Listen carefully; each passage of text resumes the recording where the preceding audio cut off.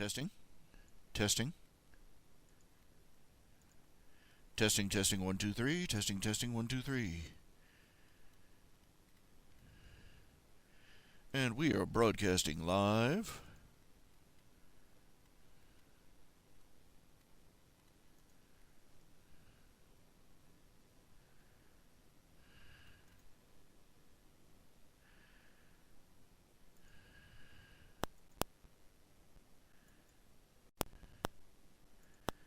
Testing, testing. Hello. Hello. Hello. How are you all? Okay, let's see. I thought I had... Okay, YouTube. YouTube playlist. Here we go.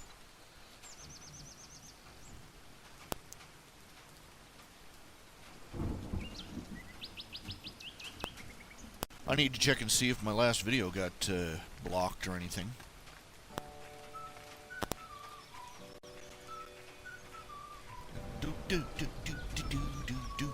My opening theme. Hey, I guess I could call it that. How y'all doing?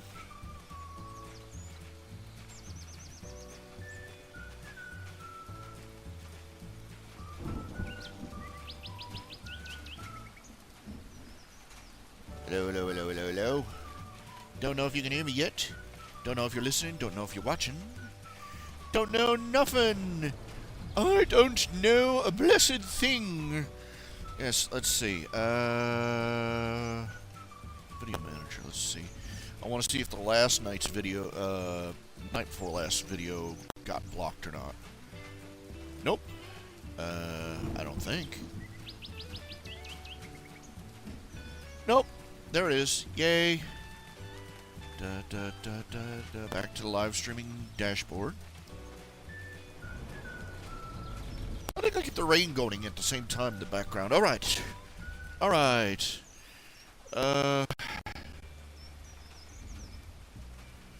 I'm here doing this thing. That's interesting. Coca-Cola's distribution network is used by charities to transport medicines to remote regions of Zambia. There are places in the world where it's easier to get a Coke than clean water. Well, I submit to you, it's much better that they're drinking Coca-Cola than they did what the Europeans did. Back in the day, back in Dark Ages, the Europeans, if they didn't, they drank beer so much, they drank ale so much because it was safer than the water. The alcohol killed germs and junk. And considering that many of the people of Europe decided that rivers made good sewage, I am a maker. If you can imagine it, it can be possible. What will you...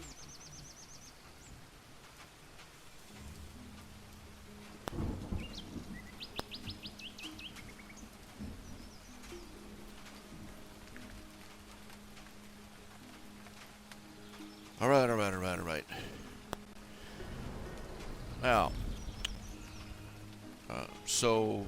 people, oh, they're sending that horrible Coca-Cola out to those poor little brown people to, rot their teeth and, well, better their teeth than their liver. Okay, it's not the end of the world because they're drinking Coca-Cola. And considering that Coca-Cola is so nice that they're using their own transportation system to deliver medicine, cut them some slack.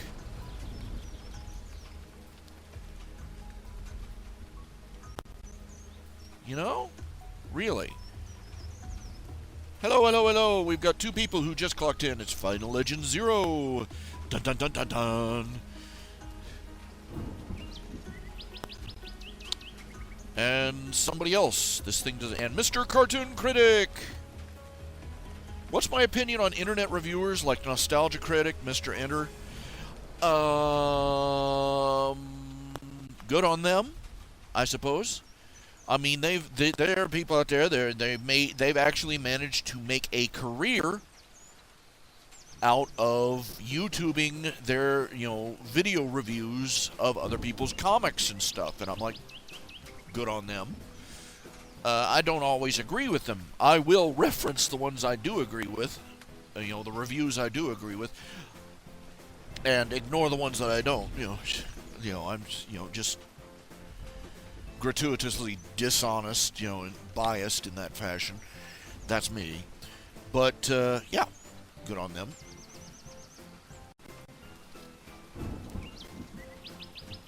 And frankly, there are a lot of people out there who need to be told, your product is bad and you should feel bad. So,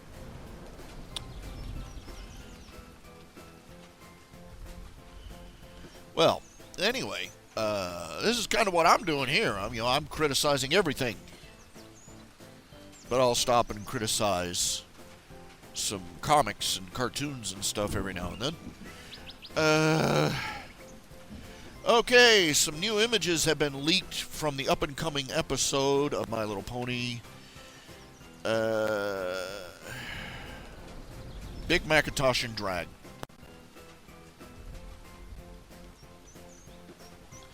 Apparently, the last episode, Rarity and Applejack had to miss the Sisterhood Social.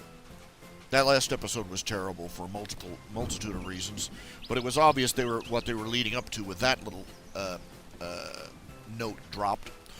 Apparently, Big Mac is going to be talked into being the quote-unquote big sister for the Sisterhood Social. Ha-ha, cross-dressing Applejack, laugh riots aplenty. And, of course, the usual suspects are all out there. Oh, yay, they're finally letting him out of the closet. Like, die.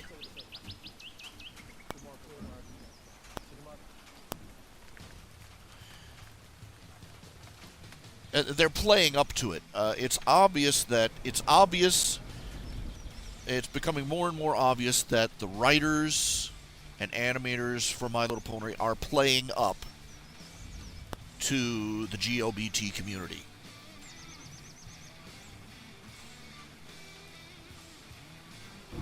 The glibet. Because, all the innuendo they've been dropping on the show and the movies with Bon Bon and Lyra. Duh. I choose to ignore it because they've said canonically they're just friends, but it's pretty obvious that they're trying to hint, wink, wink at the audience, and that's really getting on my nerves. And now they're going to have and they've had, let's see, this makes like the second time they've had Big Macintosh cross-dress. In the dream sequence episode, he transformed into an apple princess. And now he's going to be going out and drag to the Sisterhood Social. And I'm like, I had a reader write me, he said, why do they got to rub it in our faces? And I've been composing an answer to him. I think part of the answer is that a lot of people are terrified not to. When a schoolyard bully starts kicking other people around, you ever notice why so many kids just stand there and watch or laugh along? Because they figure they'll be next if they don't. So they got to come up there, oh, yay, yay, happy, happy, joy, joy, more gay people, yay, hooray for the gay. Because they know if they don't, the schoolyard bullies that head up the gay mafia are going to come for them next.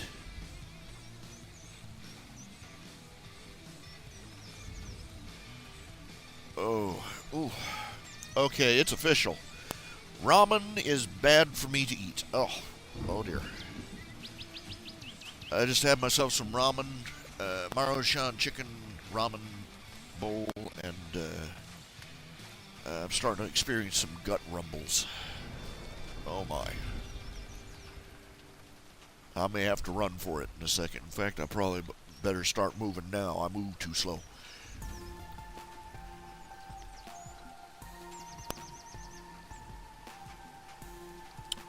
But yeah,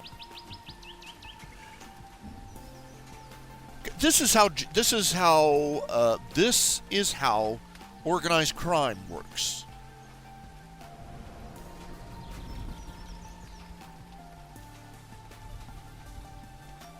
I'll be back. I'll be back in a minute. We'll follow up on that thought. But for now,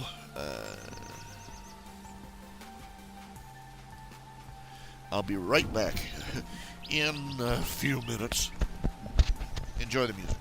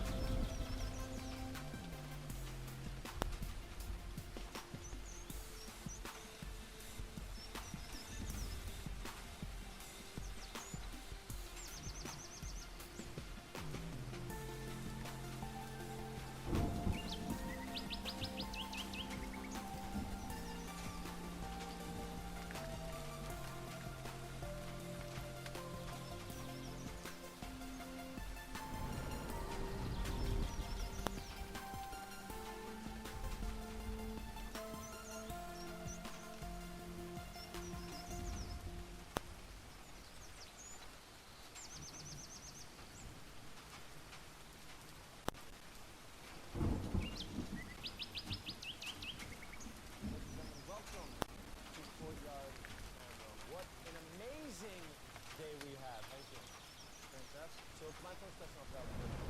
I know it. Let's say it at the same time. DeMarco Murray. So DeMarco Murray, of course. I don't know. I'm going to look at my cards. I made a mistake the last time as well. I'm going to look at my cards. You guys know.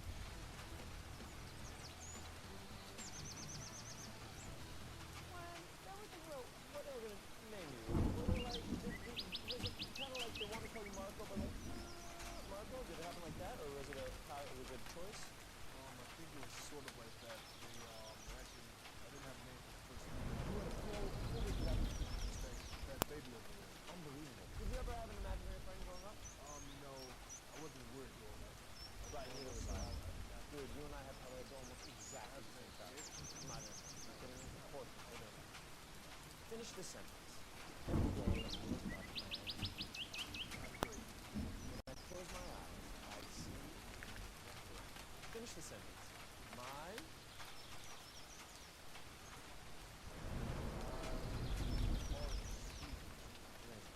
Finish the sentence.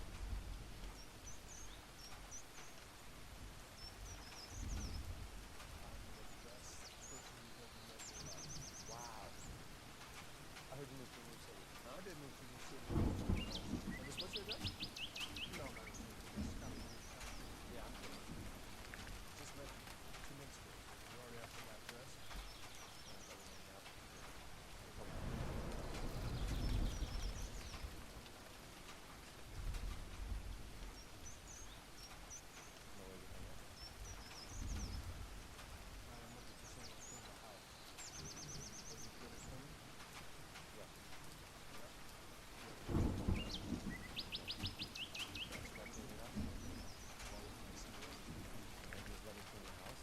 Resume's gonna say they're painting.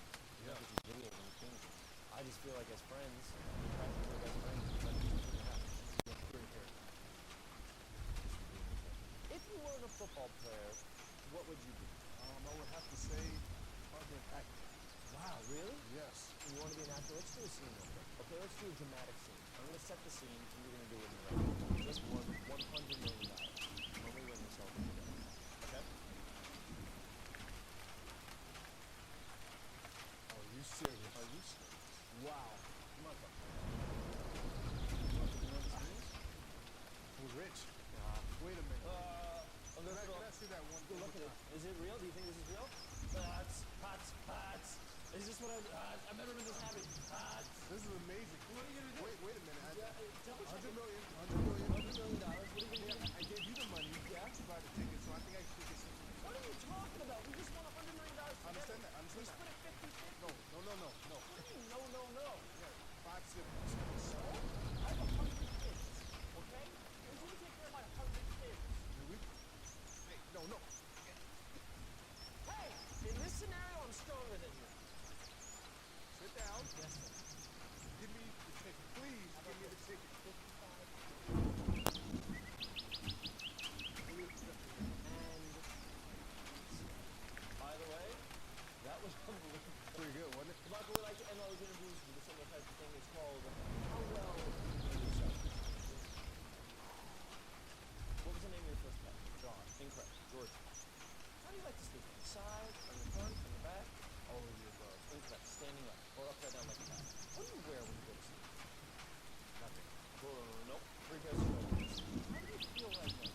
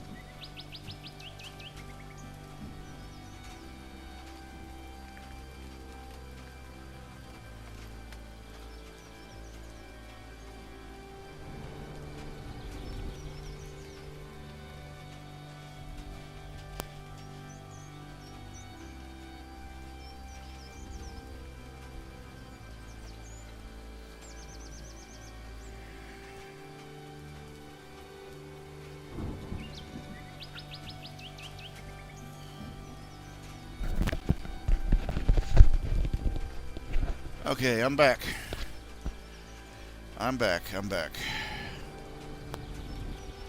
Now, as I was saying, new person in the channel, Chris Windows. Hello. The way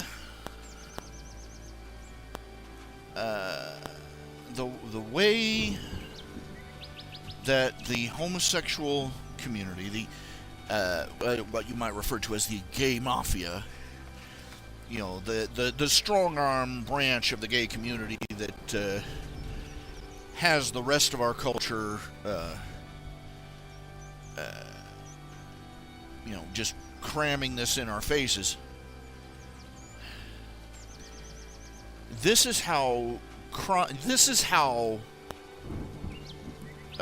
organized crime works. This is how gangs work. This is how gangsters work. And I'm talking old school gangsters, not these droopy down the pants, pants hanging around their ankles crap. No, I'm talking about, Al Capone.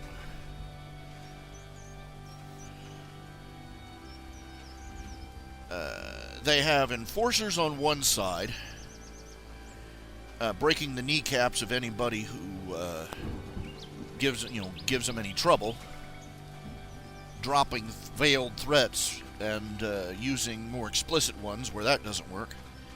And on the other side, they're working full time corrupting. Oh, you think I'm not kidding? You think I'm kidding? Think about it. It's people love darkness rather than light. We're sinful creatures, so they're out there. They got a little something to sweeten the pot. They got a little lesbian porn for the straight boys. Little yoi. How do you pronounce that Japanese word? Yoi. It's gay pretty boy porn for the girls. Just a little something to loosen up the resistance. Little dirty money, the same way a gangster has dirty money and dirty favors to throw around.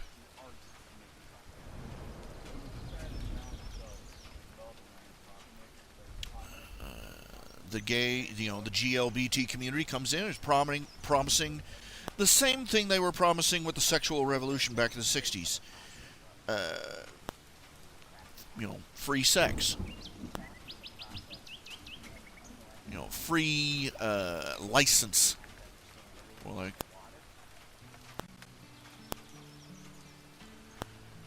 and so that just, the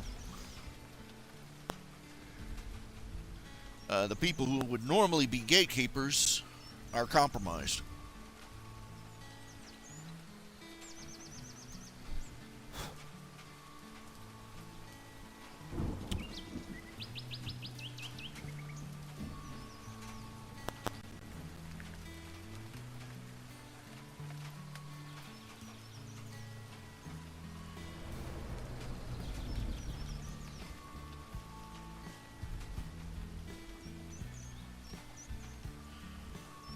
They come along and then, they've already got a bunch of people that, that are either too compromised personally to say no to them, and the rest are too afraid.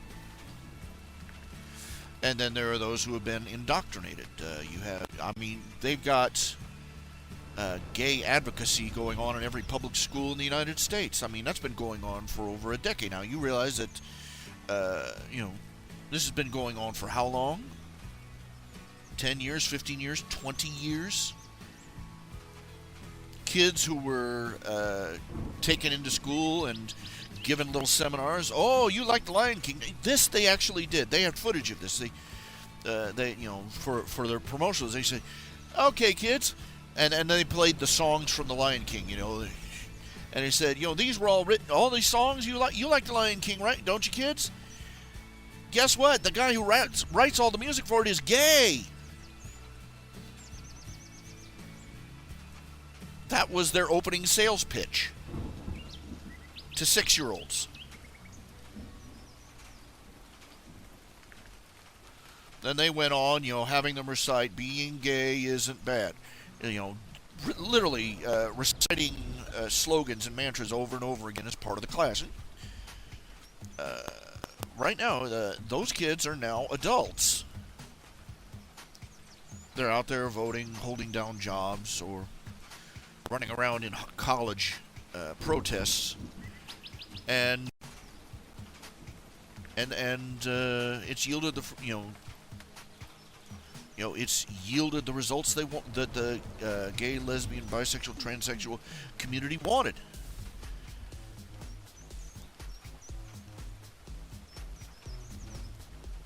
Because even those, you grow up in a public school being taught over and over again that being gay is wonderful and normal and healthy, it's so special. And even if you are personally inclined to be repulsed by it, you are going to be afraid to say anything.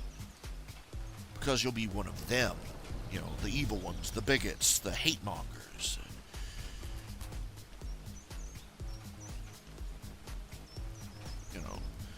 And I got a writer asking me, why are they rubbing this crap in our faces? And my answer is, because they can, and because they have spent the past 20 years indoctrinating people to give them implicit approval, no matter what they do.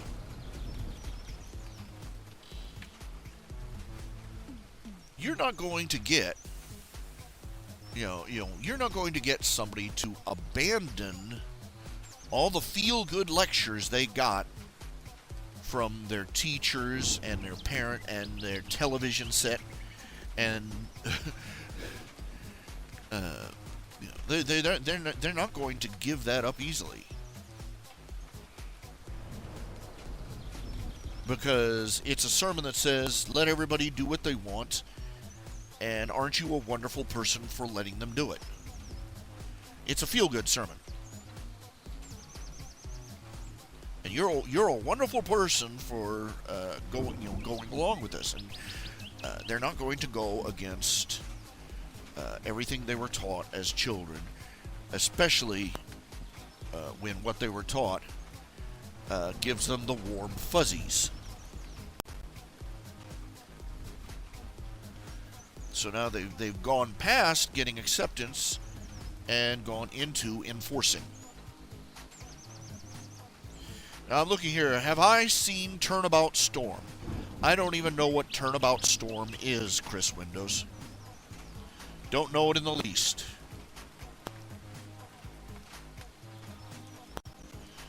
So you'd have to tell me. What is it?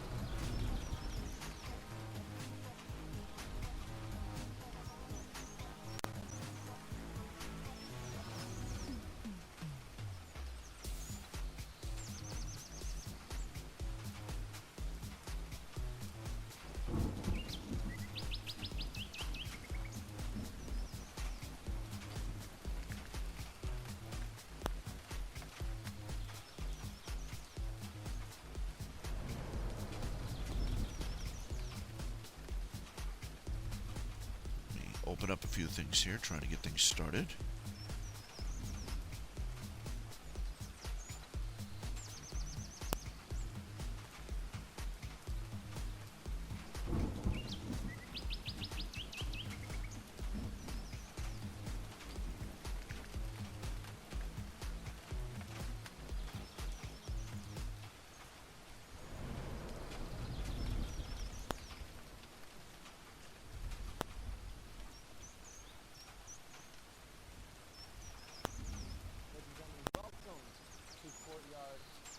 What an amazing day we have. How you feeling?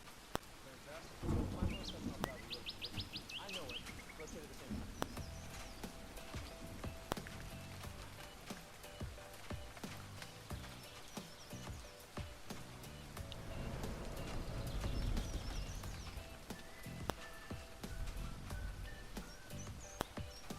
I've never seen Turnabout Storm. No, I haven't.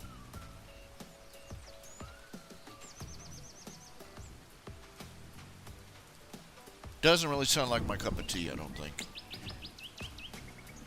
It's a fanfic based on My Little Pony where a video game character gets sucked into their world to defend one of the ponies.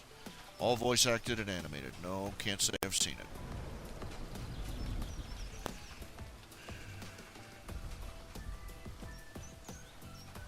I've just started watching Fairy Tail. I'm having some bad luck right now.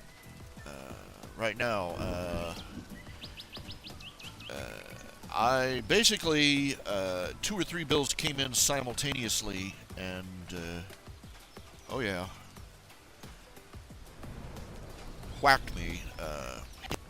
Hit my PayPal account.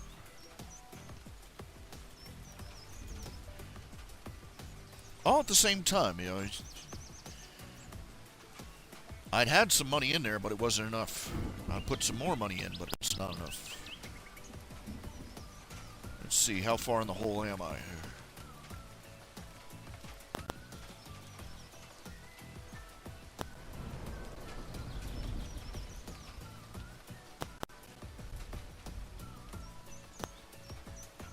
Well, I've got $2 in there. I guess I managed to squeeze some money in there somewhere.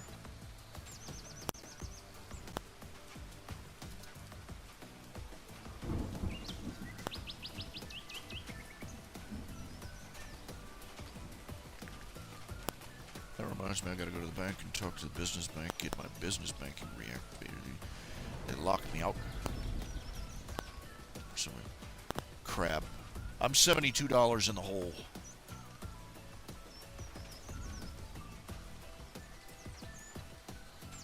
So yes, I'm, you know, if anybody out there is feeling like being charitable, you know, just please toss a penny in the old man's hat, Governor. Poor, blind, struck with leprosy, got a blind seeing eye dog. Something, anything. But seriously, though. Yeah. I am, you know, timing. Timing is everything.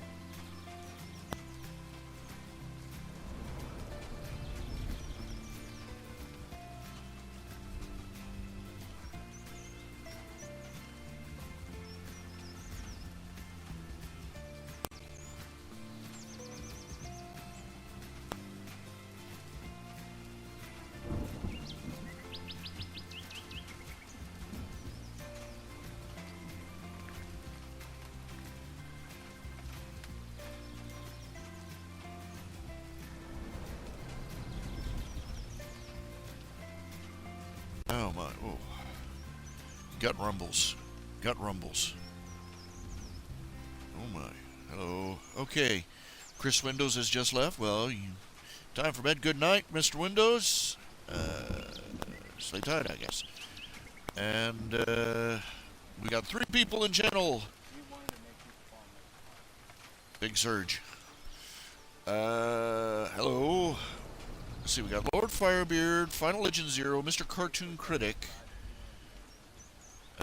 I think.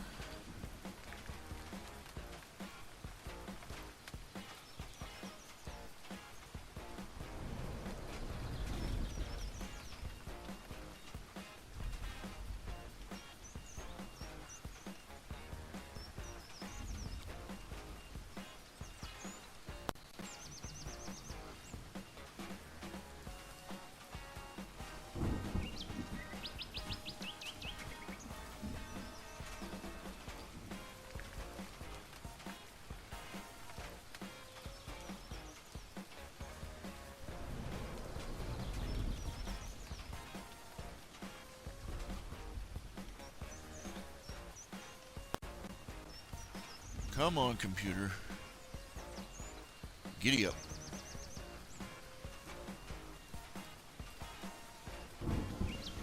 Okay, let's see if I can't get a list of people to add to this. Well, let's work a little more on the drawing first.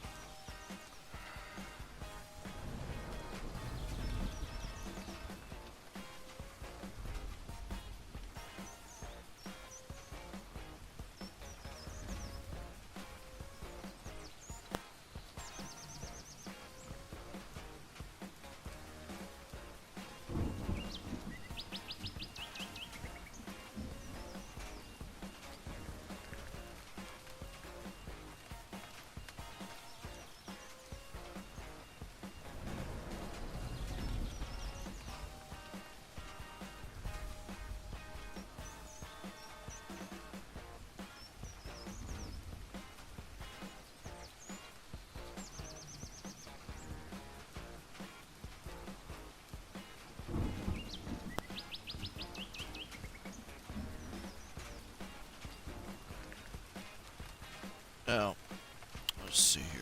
Let me switch over so you can see what I'm doing.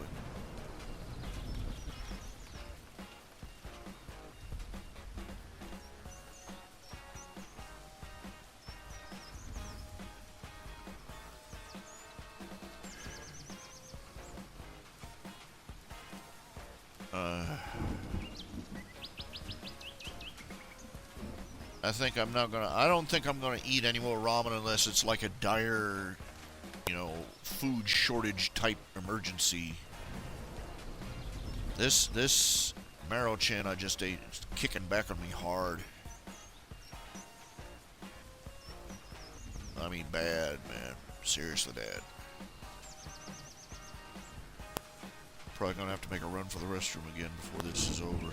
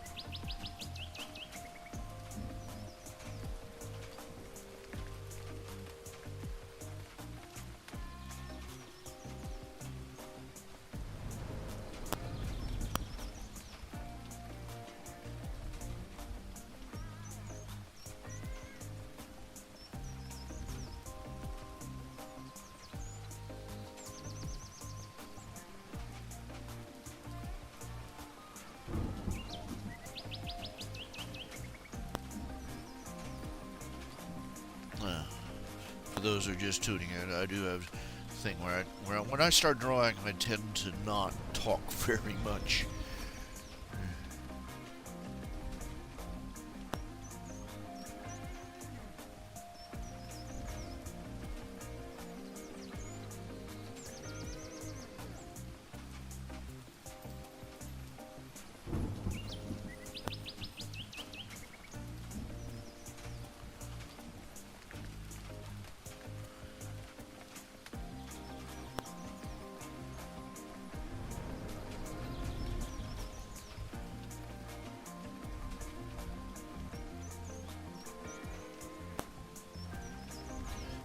I've read one pretty good fan fiction on fanfiction.net. It's called Harry Potter and the Nightmares of Future Past.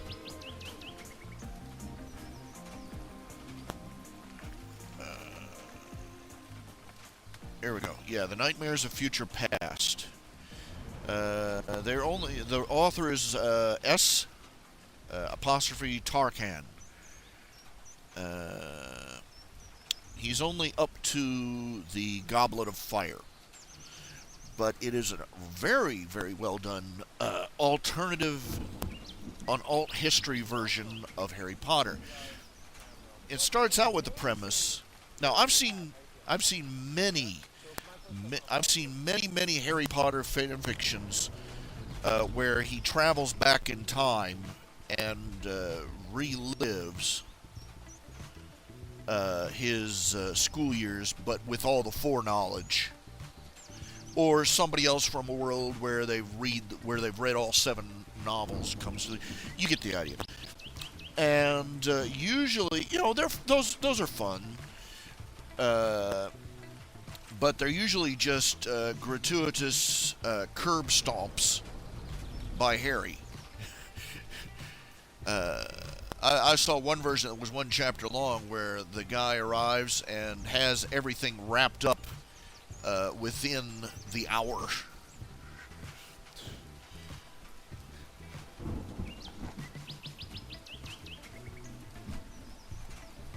Because of the foreknowledge he has.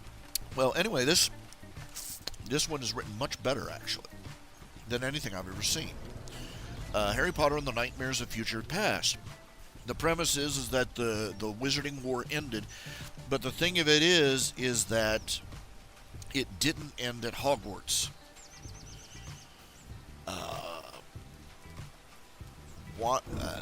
Things went very differently. Is that in this one, the big critical difference was that Voldemort had an extra Horcrux that nobody knew about. It was the Sorting Hat.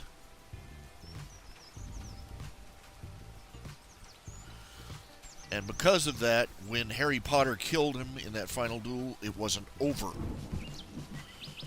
In fact, there were other minor differences, but that was the crucial one. And the war continued. And by the time Harry Potter finally killed Voldemort once and for all, he was literally the last survivor of all his friends and family and everybody.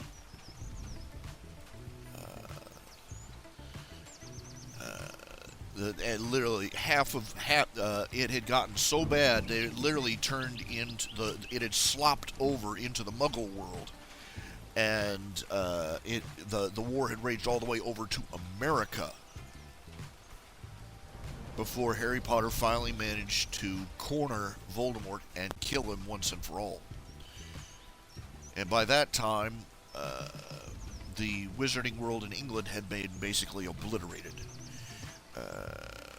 Diagon Alley was a bomb site, so was half of England. And Hogwarts had been blasted to rubble. And basically Harry Potter was the last one to survive. There was just him and a few refugees from the Wizarding world, from the English Wizarding world, that had escaped to America. And that was it. And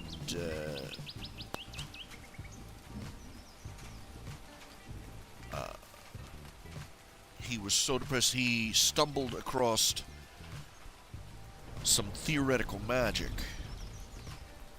The premise was that the time turners could only go back a few hours at a time at most, and no further. Which is supposed to be why he didn't use a time turner in the original books to go all the way back and fix everything. But he discovered a spell that could send, that with the right adjustment could send his spirit back. So basically he literally cast a spell and committed suicide to send his spirit back in time. And it merged, his spirit merged with the spirit of the young Harry Potter.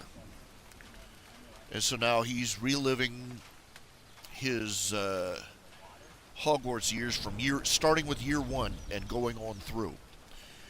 And it is done very well, because it actually, the writer actually has Harry facing serious problems. The first thing being is that he realizes the more he he can't solve everything in that first year.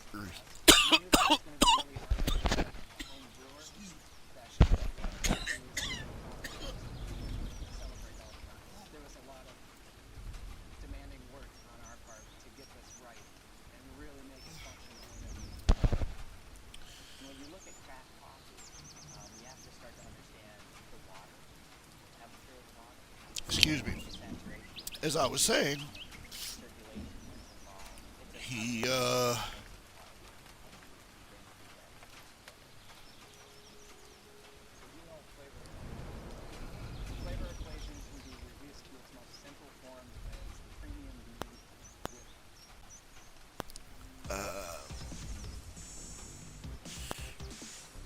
first of all, he can't just fix everything right then and there, because he cannot reveal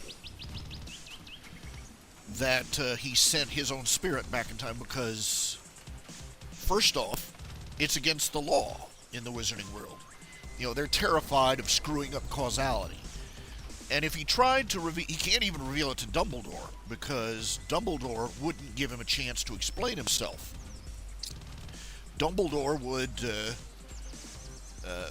he figured that the way it would go is that the instant Dumbledore found out, he'd paralyze Harry to keep him from saying anything that might screw up the timeline, and then obliviate him to make him forget everything, to make him forget that he'd sent his own spirit into the past. And he suspected that would probably cause an even bigger catastrophe than what everybody was afraid of. And second of all, he could, the more he changes, the less useful his foreknowledge is. So he spends the first couple of years trying to change the course of history without letting anybody know that he knows.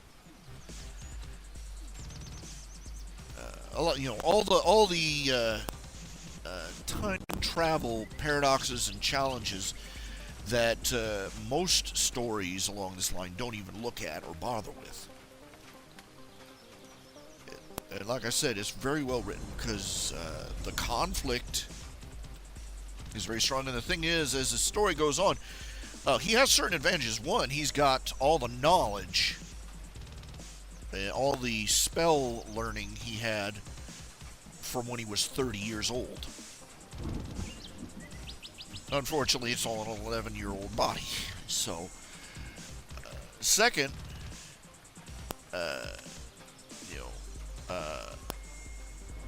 his spirit, his future spirit and his past spirit merging together like that has given him a huge power boost. But at the same time, it's dangerous for him to let anybody know. He has to take precautions, because uh, he realizes that Snape, among others, can read minds. So, even if he finds somebody he can trust, he can't trust them because if that, Snape could come along and just skim it right out of their brains.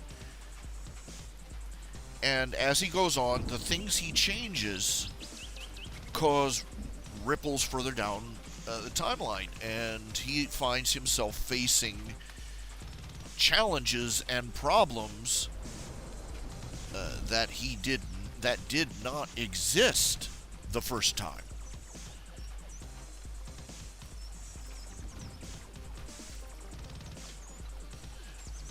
Anyway, it's a very good read. It's very well written. And it's Harry Potter and the Nightmares of Futures Past by Tarkan. S''Tarkan on fanfiction.net. It is up to chapter 42. It's in the middle of the Goblet of Fire at this point, and I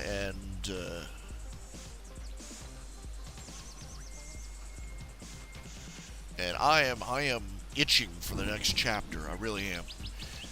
He's updated fairly recently. His last update was September 8th. So you can probably count on him having a new update soon. He's close to the 500,000 word mark. And he's still going strong. So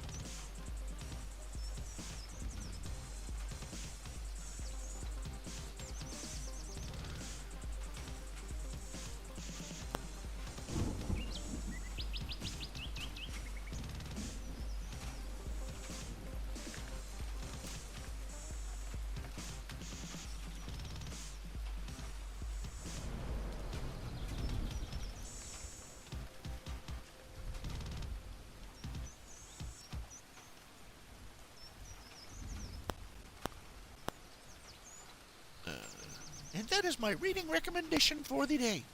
Yay! Anyway, there you go. Ladies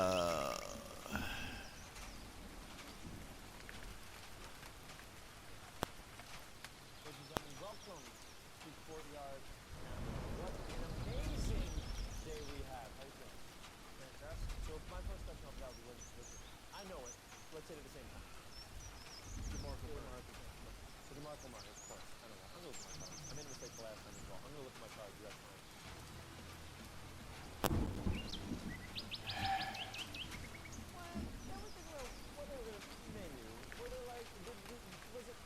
They want to call you Marco, but like, Marco? Did it happen like that, or was it a choice? I think it was sort of like that. Actually, I didn't have a name for the first week. You went a full week without a name. Just that baby over there. Unbelievable. Did you ever have an imaginary friend growing up? No, I wasn't weird growing up. Right, neither was I. Dude, you and I have probably almost the same Finish this sentence. Every day I wake up and I'm great. when I close my eyes, I see. Finish the sentence. Hate that stupid ad thing.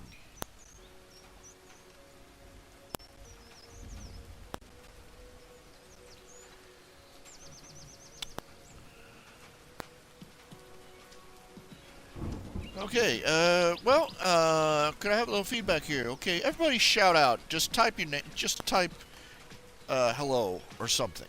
Just so I can see who's here and can respond to a few names here. Can you hear me out there?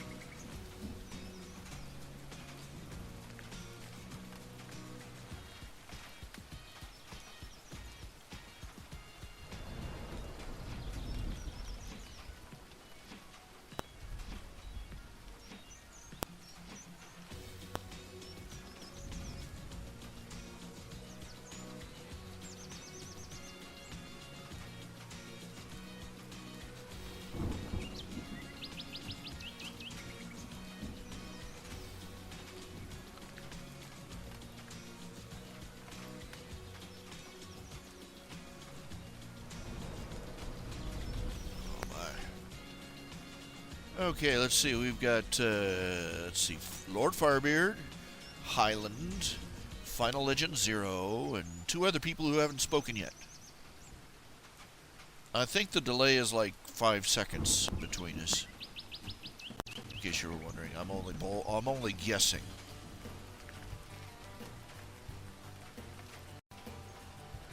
Only ballparking it.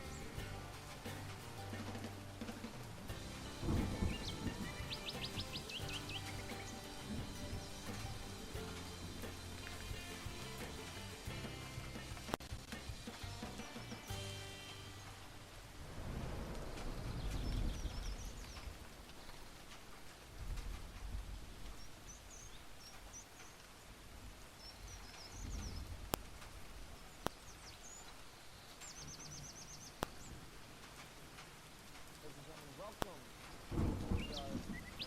What an amazing day we had. How you doing? Fantastic. So it's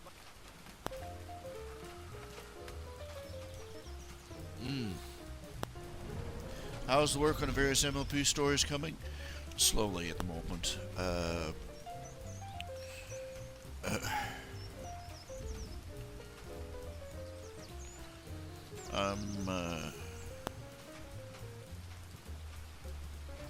I'm trying to get in the habit of leaving the editors open so that I can work on the stories while I'm not doing, just type in a sentence every now and then.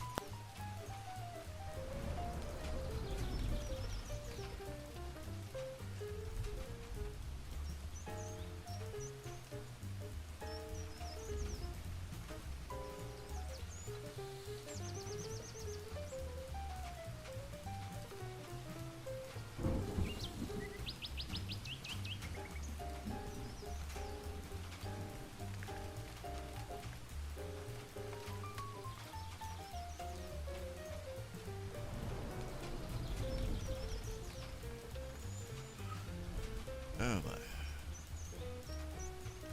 Okay, let's see here. Yep. Enter. Checking something.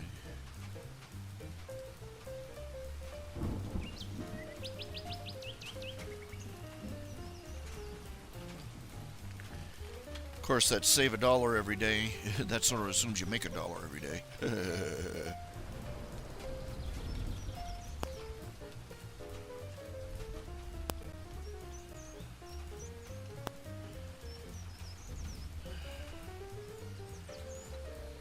Trying to get the heck away from the comment section.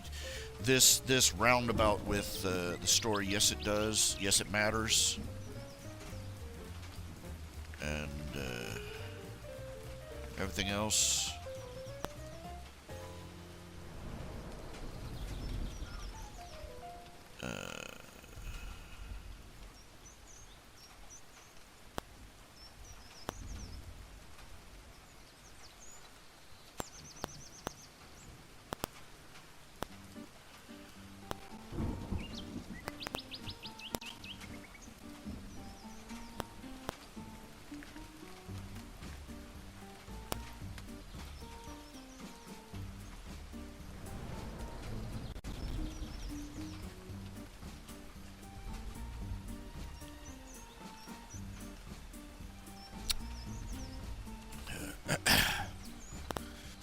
Been kind of distracted. I'm trying to get away from my own comments section. I've ended up spending more time arguing politics with people with can you think of a worse waste of time than arguing politics with somebody who isn't even old enough probably isn't old enough to vote yet.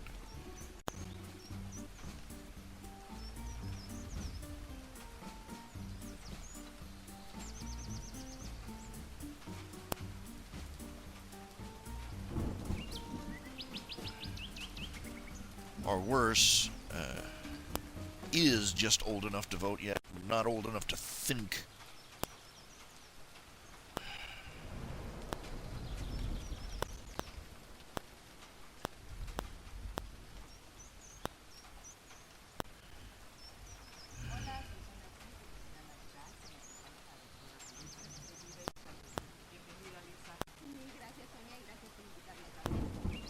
I can tell you some things. God help you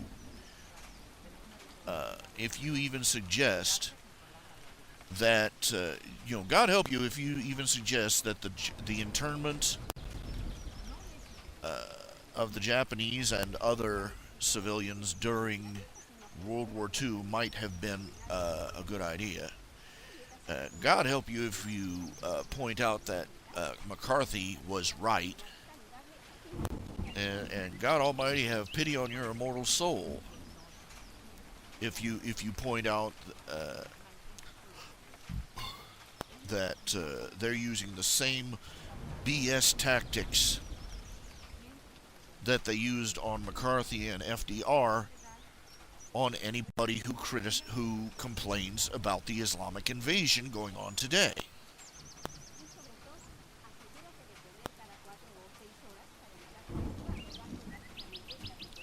Anyway, this kid, and I'm being generous here, because I call him a kid. I don't care how old he is. If he thinks like that, he's not an adult. He's a child. He tried to dissect one of my posts, and basically he started rattling off all the bumper sticker slogans the left has on everything from the Crusades to gay marriage, and about how Christians persecuted people too, and blah blah blah blah blah blah blah, wankety wank, artsy fartsy. Look how enlightened I am, blah blah blah blah blah blah. Progressives don't have thoughts. Progressives don't have thoughts. They have cue cards.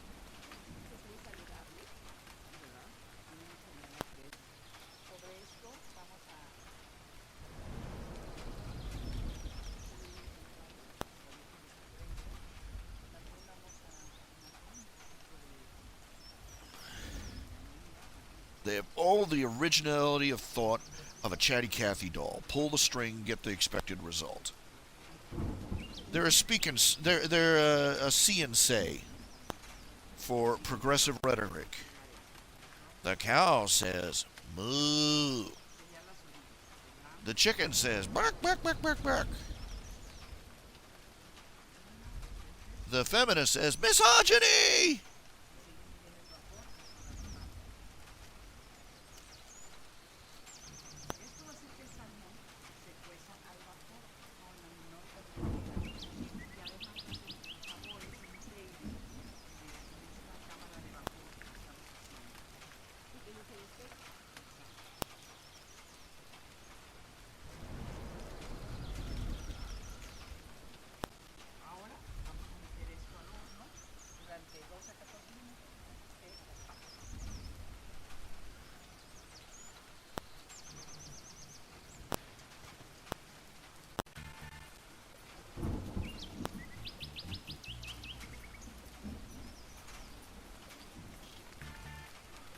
Yeah.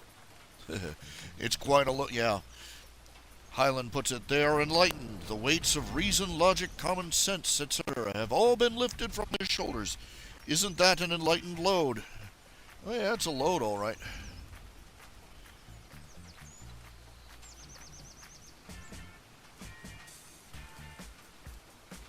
Look, even I admit it. I will admit it that when I was, you would be hard pressed to convince me that we didn't have an environmental crisis. That that all the talk about global warming and the greenhouse effect and ozone layer and everything else and pollution and everything else was that it wasn't bad. And I got to admit, there are places in this world where the pollution is pretty bad. Go to China, you can carve the air with a knife. And I lived out in a town in West Virginia. People dumped their crap right into the creek. Sometimes literally their crap, but I mean they would people out there, disgusting slobs. It's what you happen when you put people on the dole. Now I'm a slob myself, but I keep my garbage and crap. I keep my junk and stuff in my house, in my trailer, and I make an effort to try to put trash out on the curb where they can be picked up properly. I'm talking. These people would dump garbage into the creek out behind their house, and to hell with anybody downstream. And so you are going to be hard-pressed to convince me that Rush Limbaugh was like that most of the environmental blather was just that, blather. I bought it lock, stock, and barrel. Of course, as I got older, I got more informed. I learned that they're chopping down trees in the Amazon, but there are more trees and more jungle. There's more acres of jungle now than there were 20 years ago. The jungles of the world are thriving. And that's straight from the horse's mouth. That's straight from scientific teams who were sent out to survey those things. And but as time went by, I figured out, this information, this isn't right. This isn't true. All this environmental stuff, all this progressive stuff that these people are saying. And I said, as I got older, I got more common sense because I got better informed. So I won't deny that I didn't believe some of the bourgeois that leftists put out there.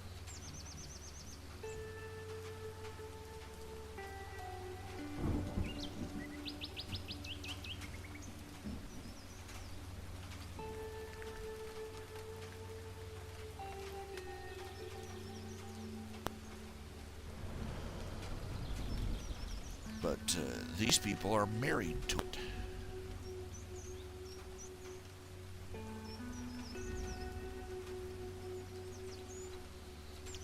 As what I was saying last night about, or the night before last. Coincidentally, I apologize for missing you last night. I injured myself a couple of days ago, and he pulled a muscle in my groin, and I had not been able to sleep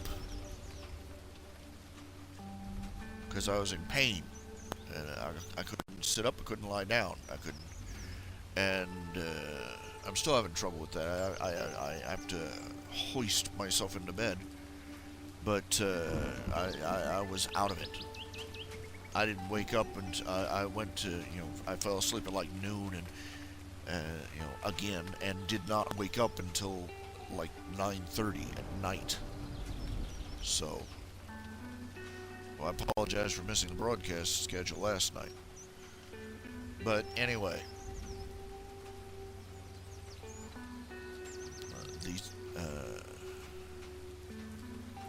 and I lost my train of thought.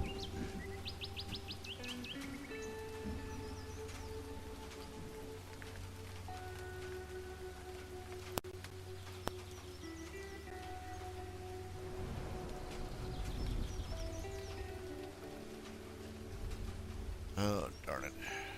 I hate it when that happens.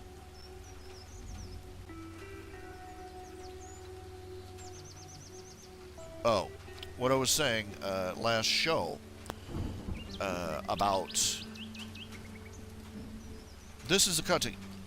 Again and again and again, our country, and I'm sure this happens in every country, that has any pretensions of being a free Western civilization. But particularly in my country, in America, this happens again and again and again. Our country will be threatened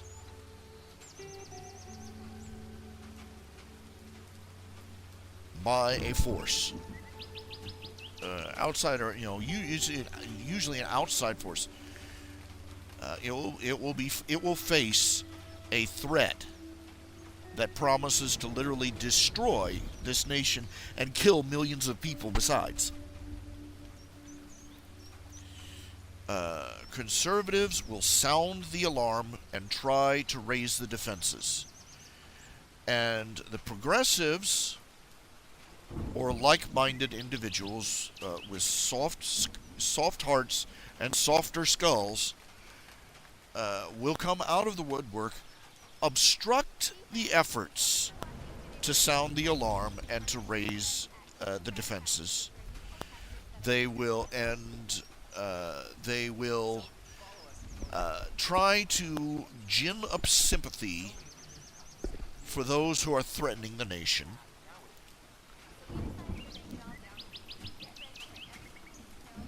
And they will accuse those who insist on raising the alarm and raising the national defenses of the same thing every time: paranoia and bigotry. They accused FDR. They accused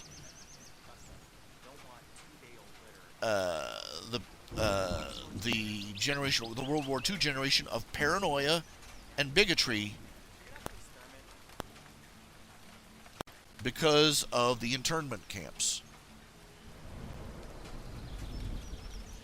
They accused the 50s and 60s generation, and McCarthy in particular. They accused, because McCarthy tried to raise the alarm about communists from operatives from the working with the Soviet Union infiltrating our government and our media. Because he raised the alarm about that, they accused him and anybody who talked like him of paranoia and bigotry. In the 80s and 90s, when people started raising a hue and cry about the illegal immigrants pouring into this country, anybody who tried to raise the alarm and tried to raise the national defenses was accused again of paranoia and bigotry. And now, with the threat of Islam hanging over our heads like a scimitar,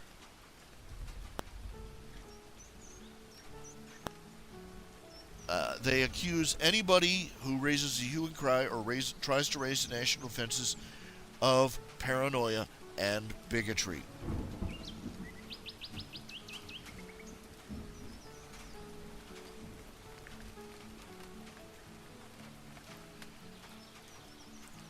Now, that's the thing of it is that this does take place from time to time.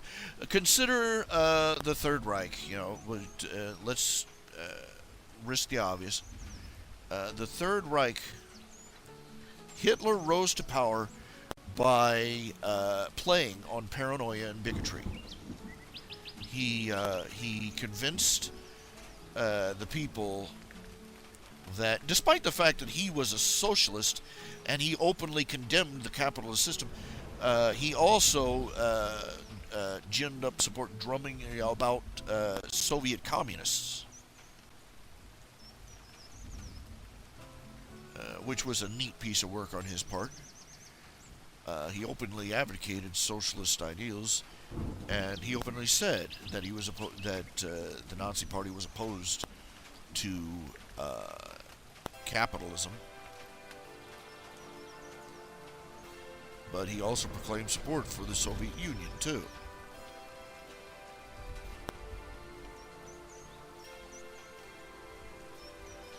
So,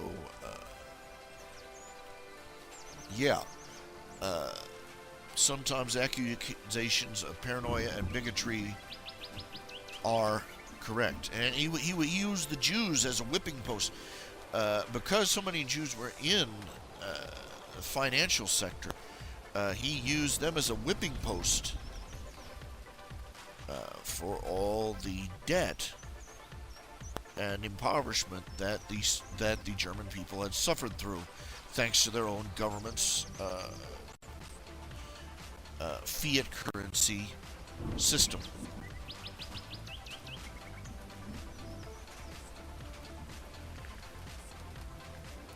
But now, what is the fundamental difference between paranoia and bigotry and genuine preparation? What is the difference?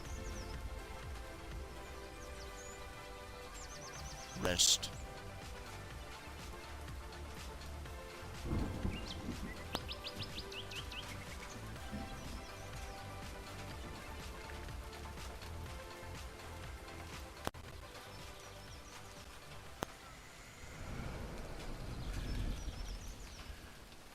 What is the fundamental difference between paranoia and bigotry and genuine concern? What a legitimate cause,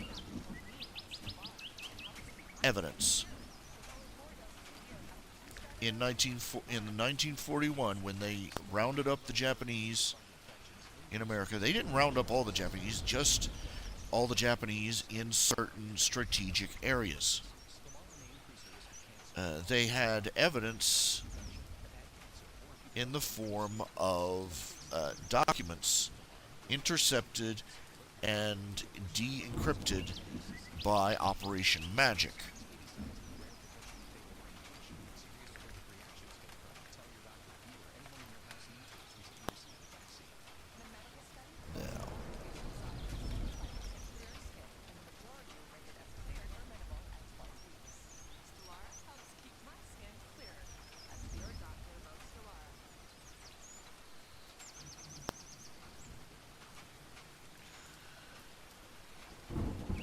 In the 1950s, McCarthy had evidence. McCarthy had evidence. He had intel on countless Soviet operatives infiltrating the government, and still more that were infiltrating the entertainment industry. And he documented the names of hundreds of them. And it all boiled down to the fact that in later years, when the Berlin Wall came down, people raided the KGB offices, and surprise, they had documents in the KGB naming the collaborators.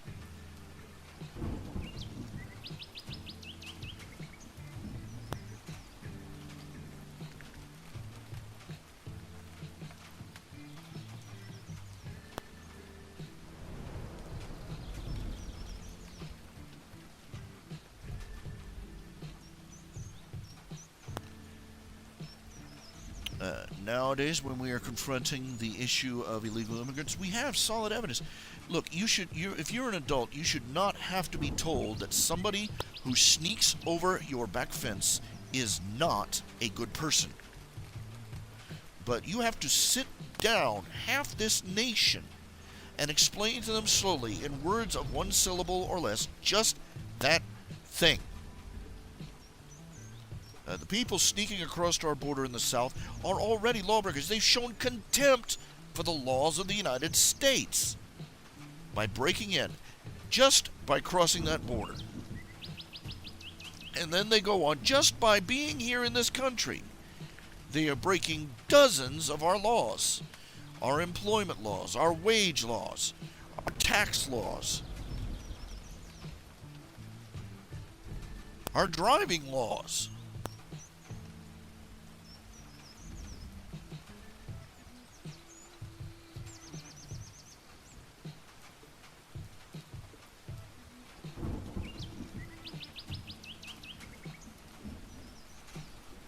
And that's not even taking into account all the ones who come over here specifically for criminal enterprises and pursuits. And every day, hundreds of muggers, robbers, muggings, armed robberies, assault and battery, rapes and murders are committed by these illegal criminal invaders.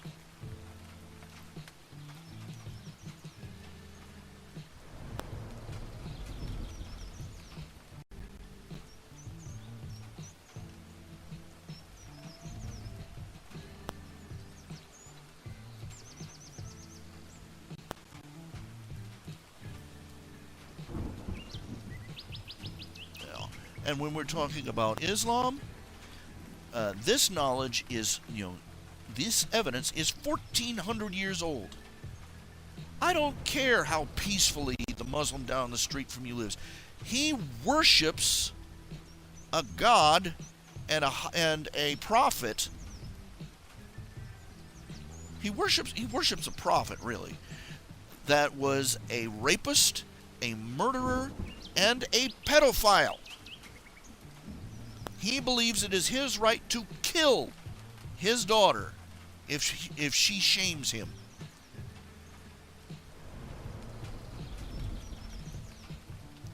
He is taught from his holy book that taqiyya, or lying to infidels, is perfectly excusable as long as you're doing the will of Allah. And when people say Islam means peace, no, it doesn't. It means peace with other Muslims. Islam, the book of Quran, the Quran says, "Dwell peaceably with one another, but slay the infidel." Slay the infidel, slay the Jew, slay the infidel, slay the Jew. It's over and over and over and over again. And they have been following that for 1,400 years. They have waged a war of conquest against the rest of the world for 1,400 years, and they have not changed a lick since then. That the fact that we have to explain this to supposed adults is pathetic. The difference between paranoia and the difference between bigotry and paranoia and responsible national defense is evidence.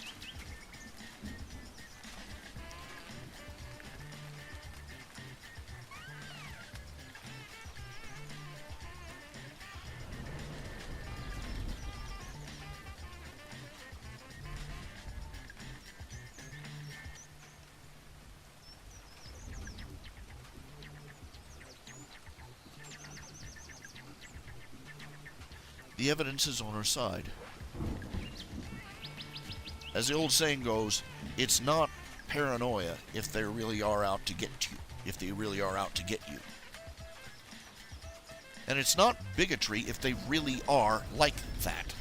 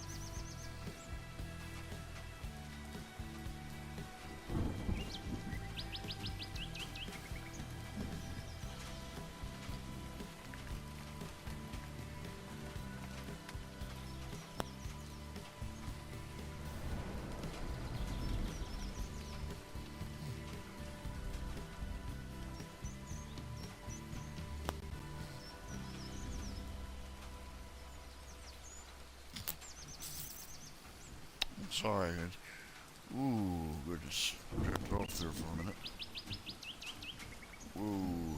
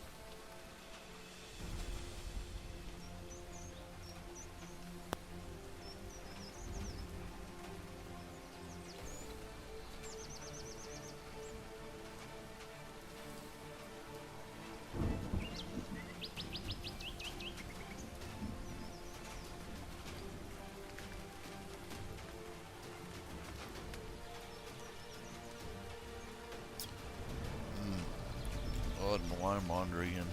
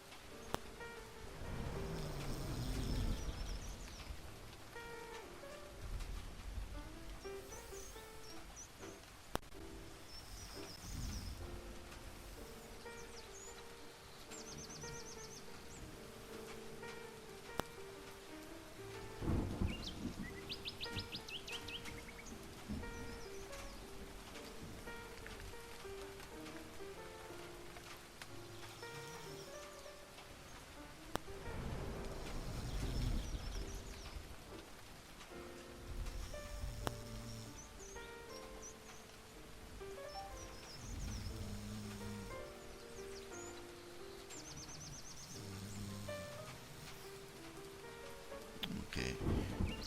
You'll have to excuse it, bit of sounds there. It's just a moment I'm a little burned out.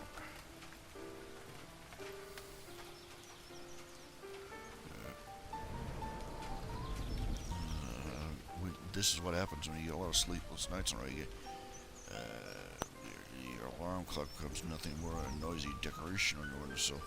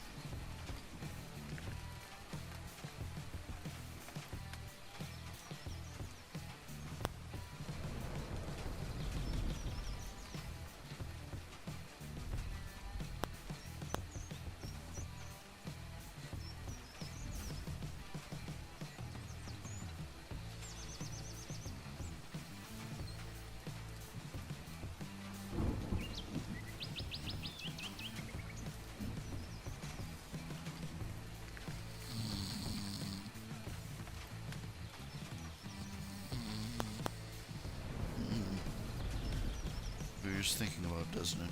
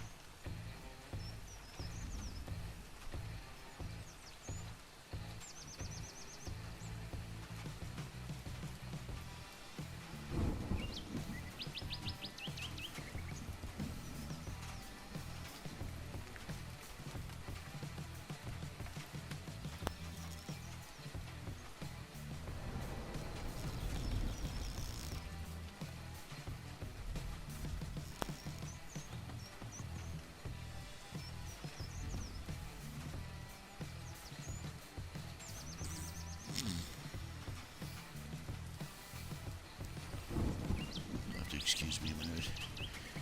Bit dozy again. It's that time of night, that time of the evening when I start to get a little run down, a little logy, and a little tired. Yes, I know, it's boring. But this is the basic rule, Adrian. If you want to get people to remember, you repeat everything. You have to repeat everything 3 times at least. Any topic.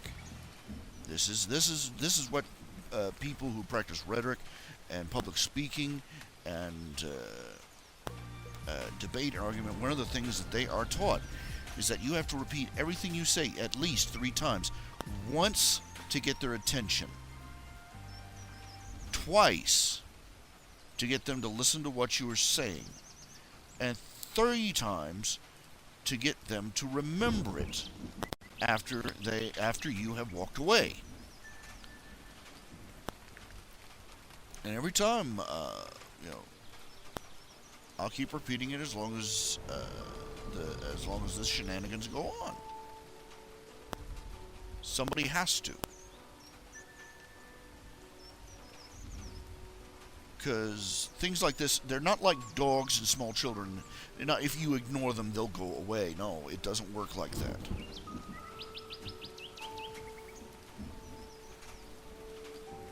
These things have to be addressed. And as long as our nation in crisis, people like me are going to keep addressing it.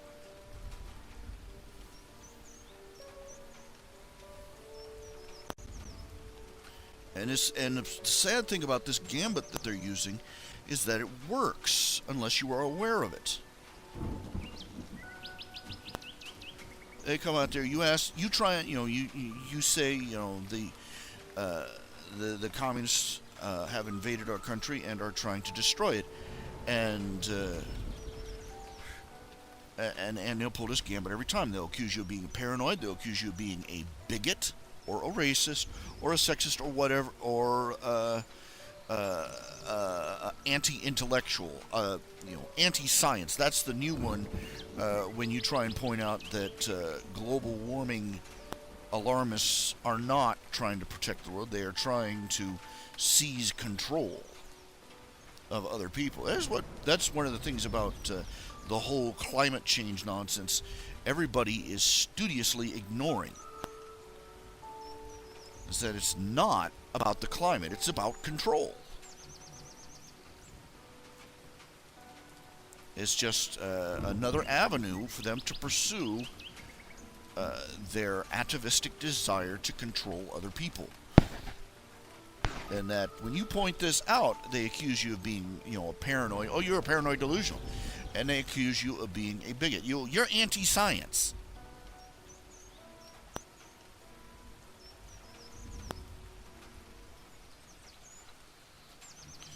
This is the first thing. They accuse you of being a bigot. They accuse you of being a racist, of being a sexist, of being a homophobe. They accuse you of being some variation of paranoid bigot.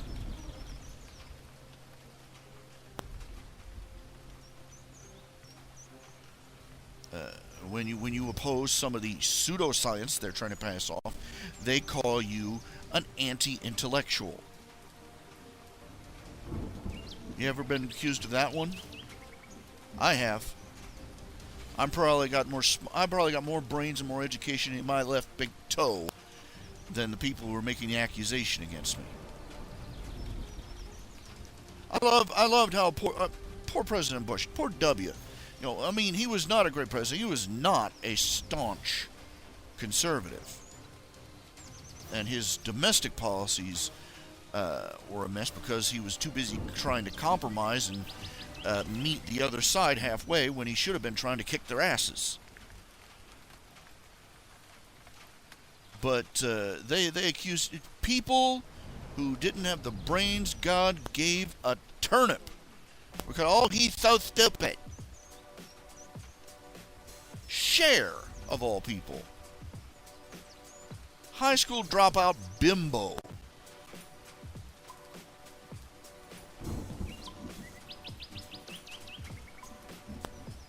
Who was only famous because she married Sonny, and he pulled her up out of the gutter. That horse-faced bimbo is on TV talking about how stupid Bush was. Those women on The View, not a one of them got, none of them got any brains. And they're out there, calling everybody else racist, biggest, the same old combination, paranoid bigot.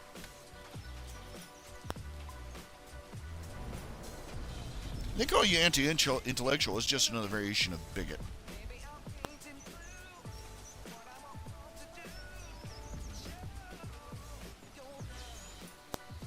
Every one of those she-cows is...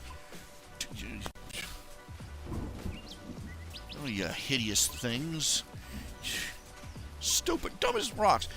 But even they, the funny thing is that the social justice warriors out there are pushing it so far that even the empty-headed Hollywood feminists sitting around in that little circle on The View, some of them are having to say, "Oh, come on."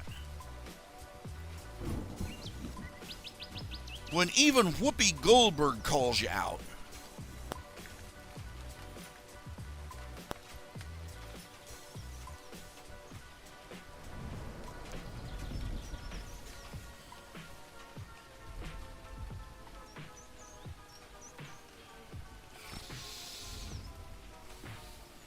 Whoopi Goldberg come out there and she said, all these women out there, that they treat, all these women have been talking about equality, and now they go around slapping men and expecting men to be all chivalrous all of a sudden. And she said, you better start expecting men to turn around and knock your block off. You want to be equal, and yet you want to treat men, you want to treat men like that. Don't expect them to treat you any better. And that from Whoopi Goldberg.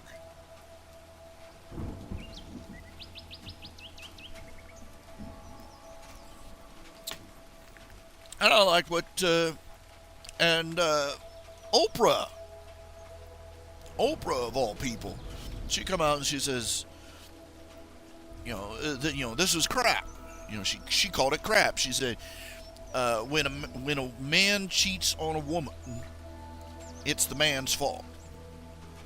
And she said, but at the same time, when the woman cheats on the man, it's a man's fault. And she said, that's bull. She pointed out the double standard of it. And she said, this is bull. And she talked to these unwed teenage mothers. She said, everybody out there blaming the young man. Where's their responsibility? I mean, when society gets so buggered up that the poster children of the useless start saying that this is, nonsense, it's really messed up. But anyway, just listen. whatever they're calling you. If they're calling you a racist, a sexist, a bigot, a homophobe, just mentally substitute the word duty head.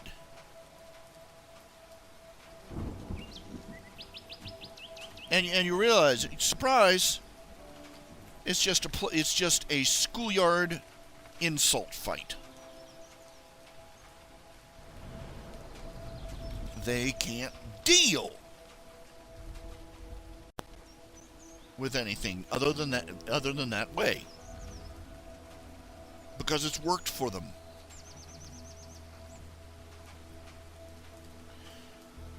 And the shameful thing is that we have got a bunch of people in power. If they're not liberal, they're terrified to. They claim to be conservative, but they got no spine. It boils, every time we put the Republicans in power, every time we put the Republican Party in power, their spine just turns to jello and slides out their rear end.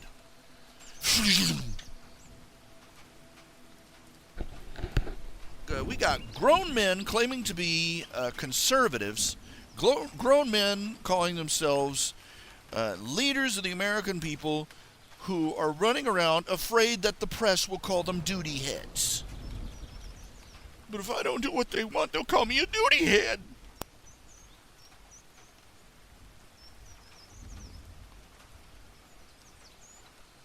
Republican politicians, if by some miraculous chance my voice should fall upon your ears, grow a pair.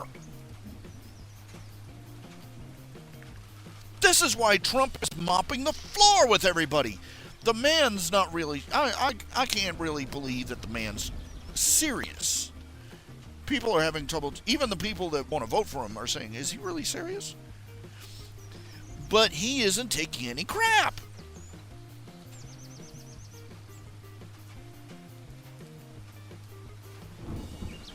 The press is trying. Oh, he's hypersensitive. No, what he is that he's calling your BS straight to your face. Oh, he's so hypersensitive. People insult. He's hypersensitive because when people insult them, he calls them on it and tells them get bent while he's at it. This is what the American people like about him.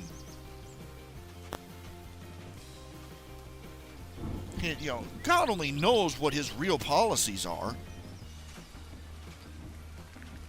but he knows what the American people want, and he knows to promise to deliver it. But the politicians used to know that. Politicians used to know what the people actually wanted to hear, and they sold themselves on it.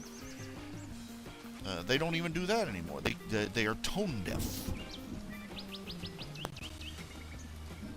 They don't even realize how poorly their rhetoric is selling with the common man. But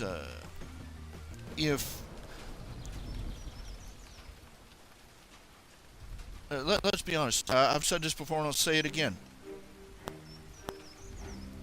Compared to the Muslim ass kisser that we have in the White House now, a stuffed monkey with a magic 8-ball in its paws would do a better job in the White House.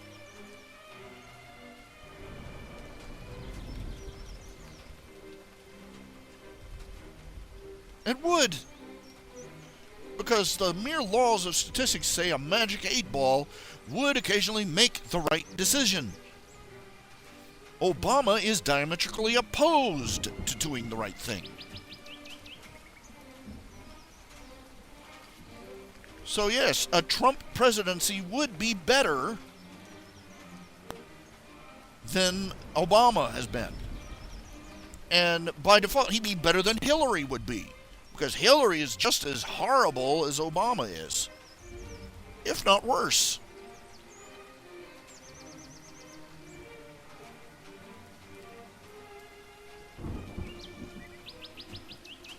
Ugh.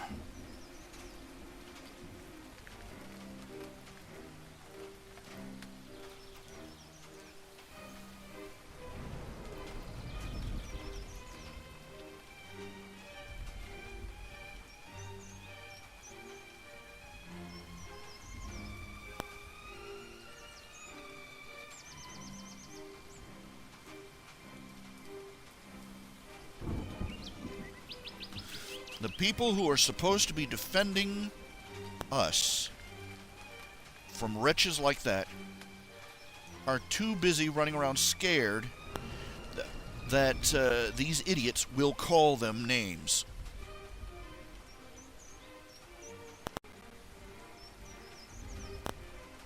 That's it in a nutshell.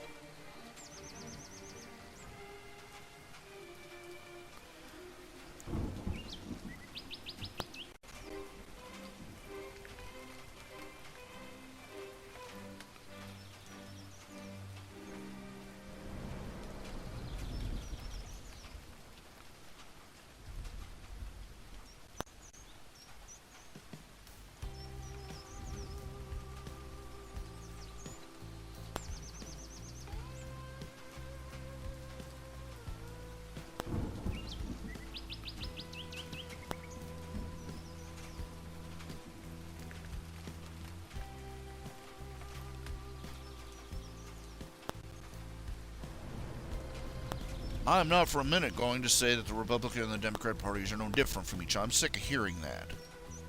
If the Republican and Democrat party, if the Republicans and the Democrat party didn't have some fundamental difference, they wouldn't be separate parties.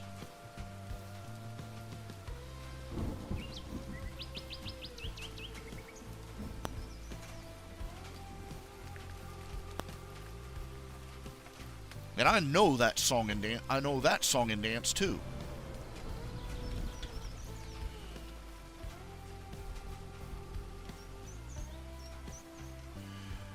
The progressive song and dance goes like this: we're better than they are. And when you point out all the hypocrisy and the evil things that the next claim is, oh well, you're no better than us.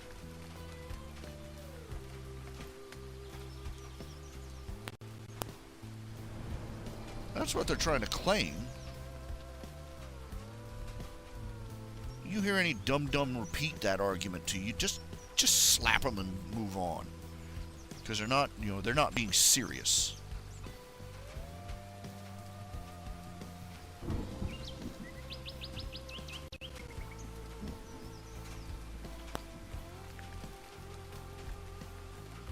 They're not worth your time if they're not going to be serious.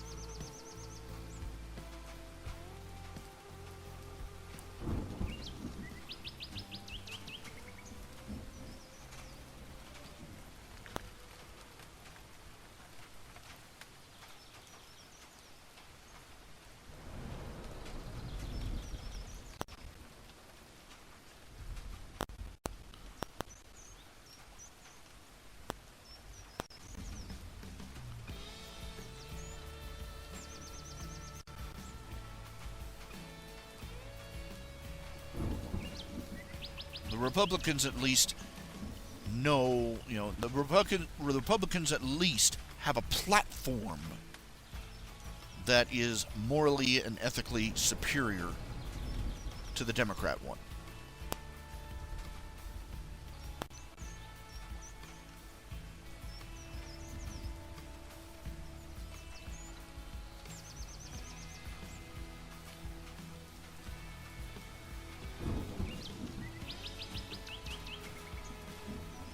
It's just that they fail to live up to it. I've said this before. Republicans are terrible politicians because they act like Democrats. Democrats are even worse because they act like Democrats.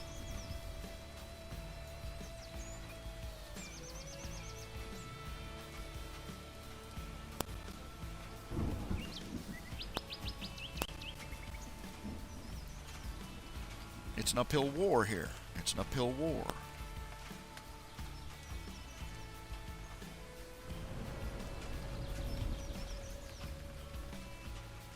Will we ever see a third-party candidate? I don't know. I don't know if this country will live long enough for a third-party candidate, to squeeze in. We've been a two-party system for too long. And that's not a fault of politics. That's just a fault of, well, game theory, basically. When you have first past the post voting, I've shown that video before, and where it explains why first past the post voting results in what it does.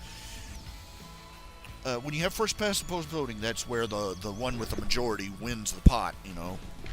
The one with the most votes becomes president. When you have that, it just breaks down to that. It winnows out multiple candidates, and eventually it becomes a two-party system, and the two parties become closer and more similar to each other with every election.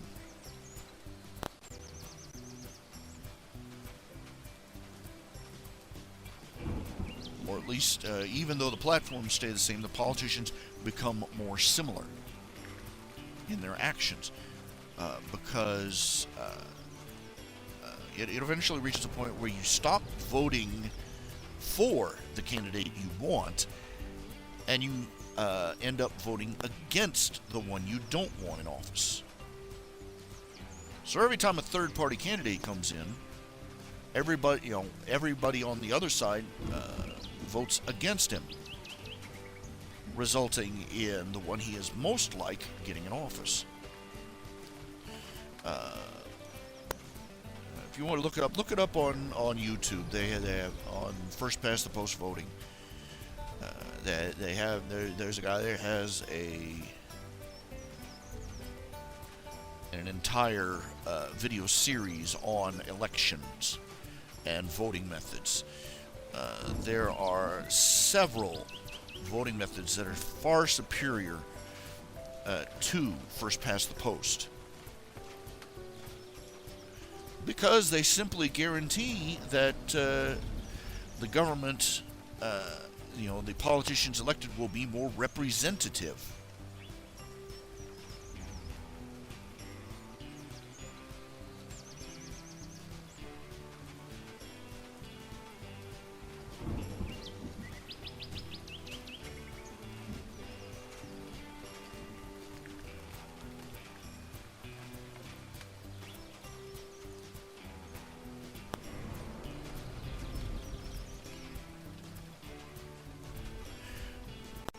Anyway, getting back to the point.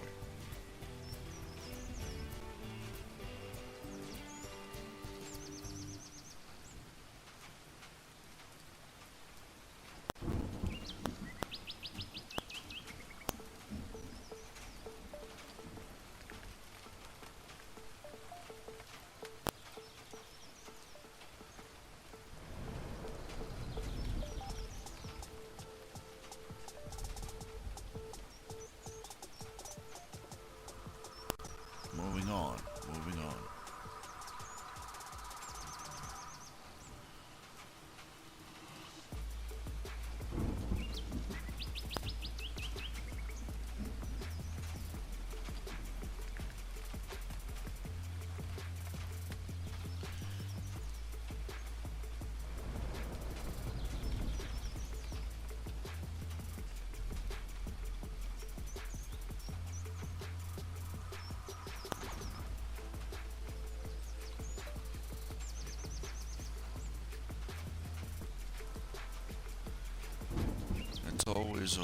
It's always going to be a war, It's always going to be a fight. Sometimes it's so tiring that you have to keep arguing the same points over and over again to people who didn't listen the first time.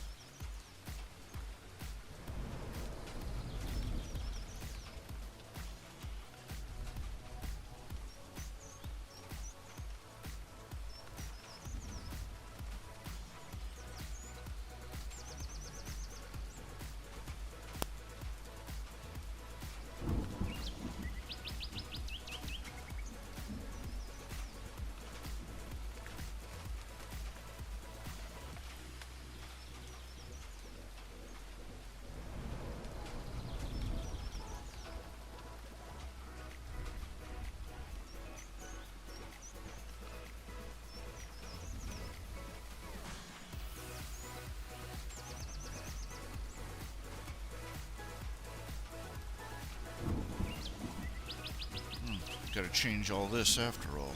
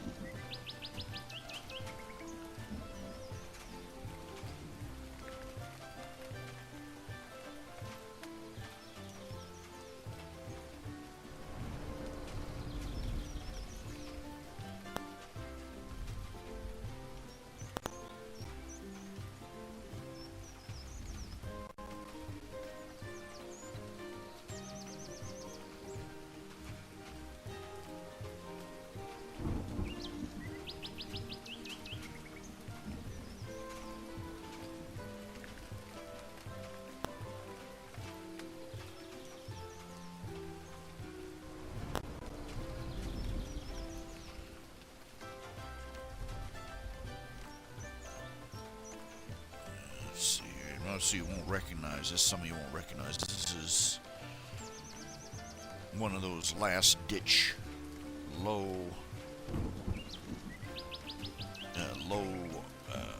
profile armor suits that was in Space Rangers. Space Ranger back when he was dealing with the symbiote.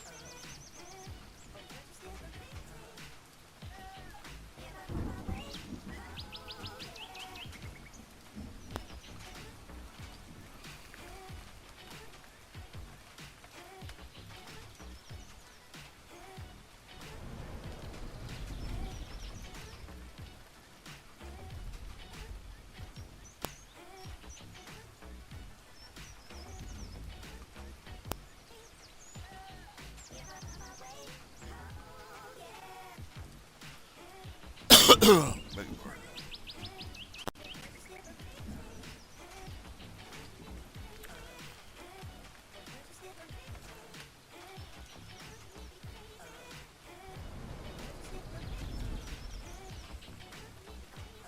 And for those who are saying, "Oh, you've been harping on this for a week. It's so tiresome."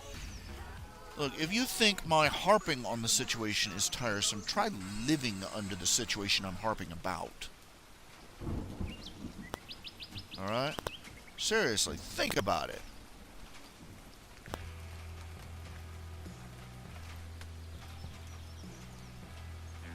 So you want me to start harping about that? Go out there, vote, get better people elected, and make a change in the world, you know? I'll stop whining when people start going out and start changing things.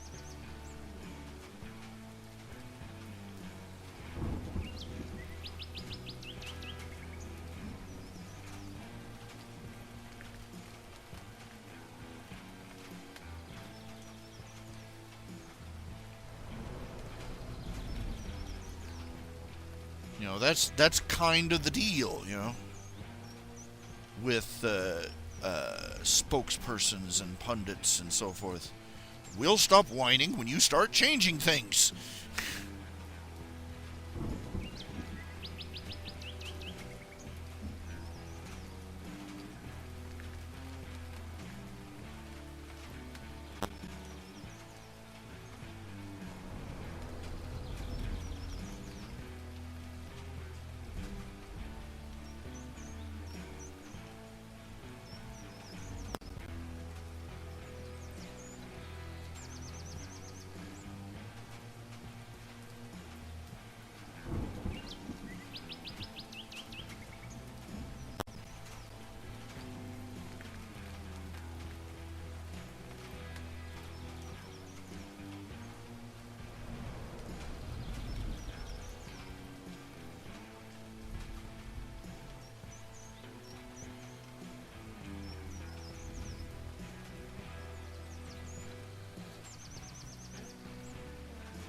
That's supposed to be how it works. We get on the soapbox, you go out to the ballot box.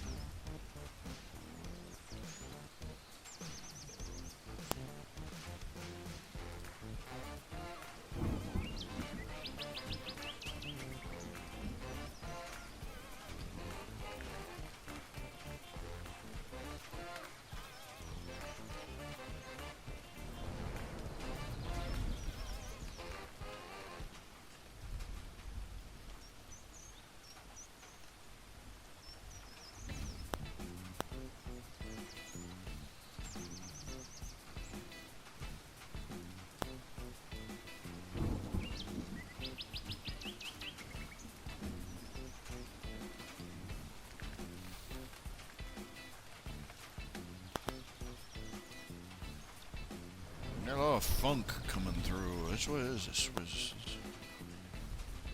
Come on, computer. Come on. Get.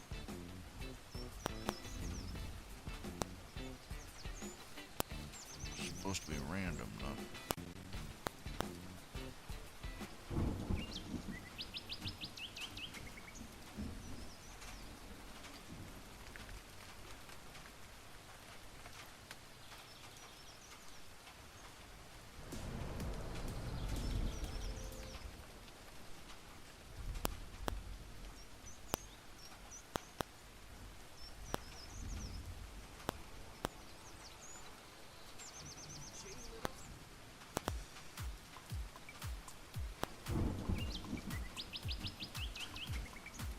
Oh my.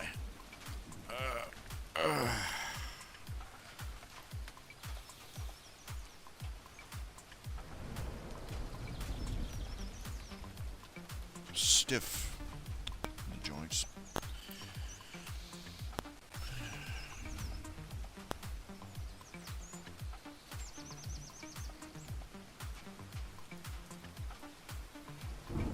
As I've been saying, I managed to get skunked. I put some money in the bank, but I got several bills that came in simultaneously.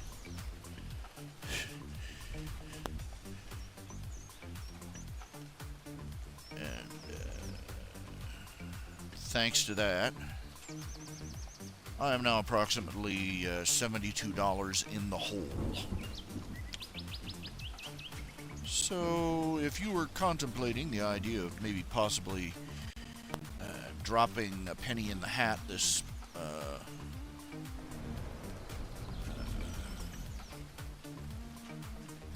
round about this time, would be a good time to do it. Just saying.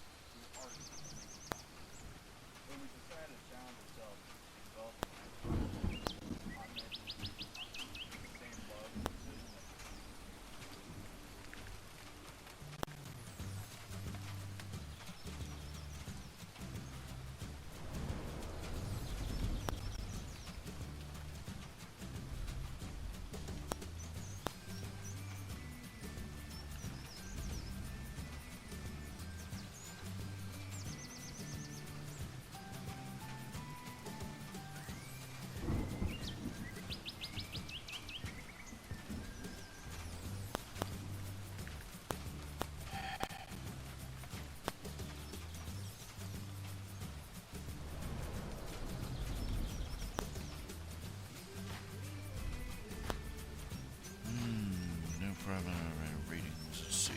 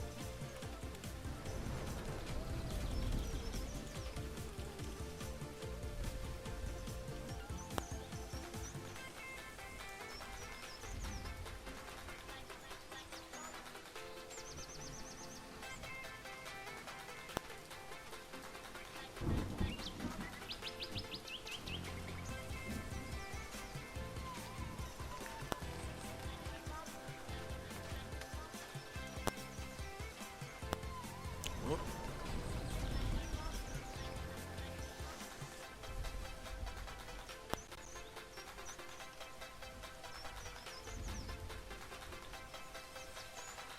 Yes, didn't realize I was typing that on this screen. Well, it's blurry enough I don't think you saw too much, but I'll switch over here. Trying to... This is the point I was talking to this guy. I was talking to this guy earlier about the same topic. Is that,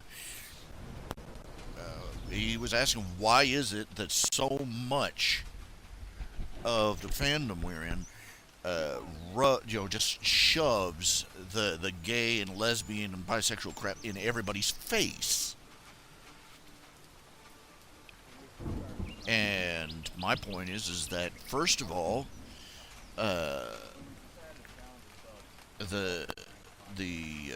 we are fallen creatures, and therefore we are more tolerant of of sin and corruption than we should be by far. Even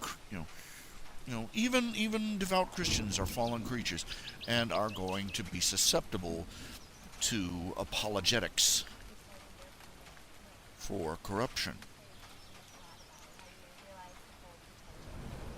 The appeals to similarity, appeals to, well, this is why they cry tolerance, because tolerance is generally a good thing. They want to exploit what they perceive as a weakness in our defenses against certain things.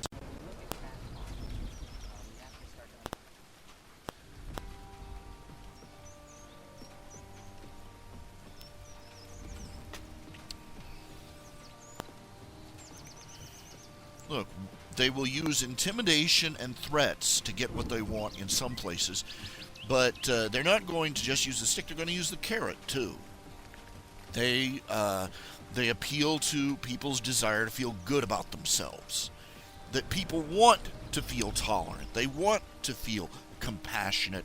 They want to feel enlightened and understanding. And so they sell them on this.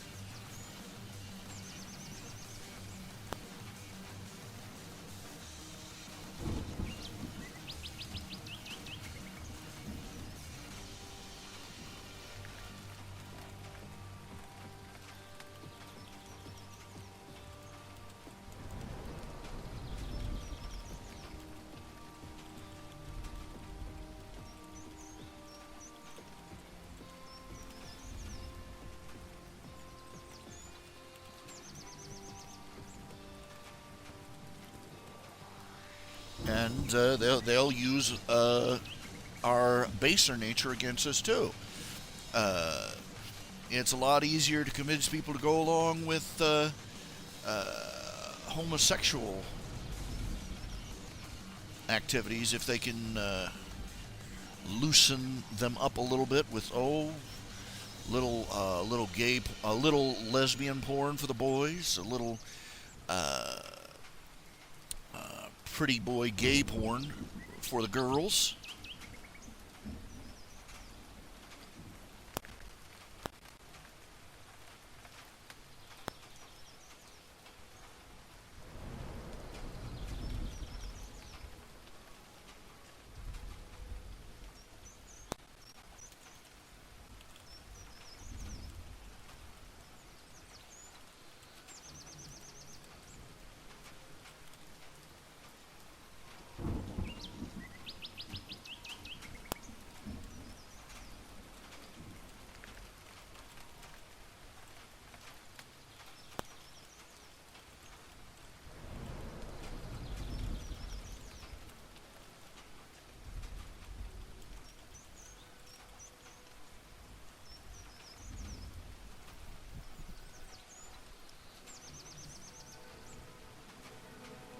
This is the reason, a mafia don would be fine with intimidating or scaring a beat cop away, but he'd be 10 times happier getting that same beat cop to just come on into the speakeasy and, have a little shot of scotch on the rocks. Enjoy the music, enjoy the pretty girls. Get him to accept a little bribe.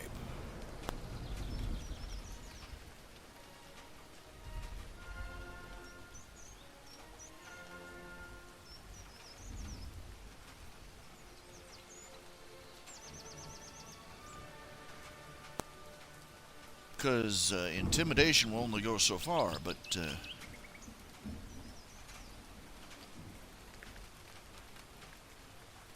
appealing to his pleasures, that'll hook him for good.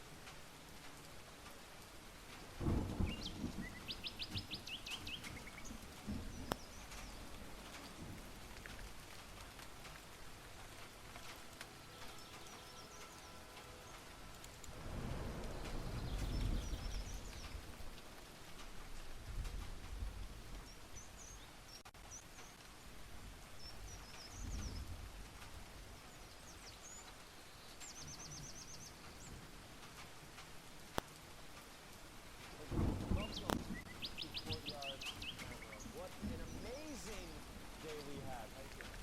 Fantastic. So for my first question, I'll grab.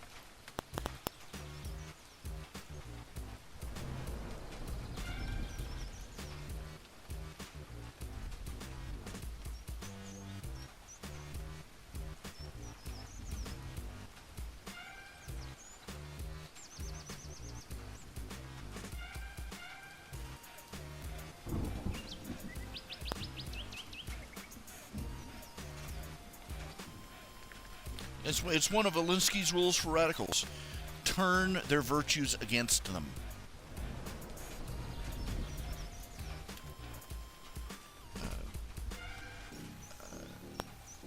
If people pride themselves on being compassionate, appeal to their compassion. If they pride themselves on being progressive and more educated, appeal to their education. Convince them that going along with your idea makes them more enlightened or compassionate or progressive or intelligent or educated.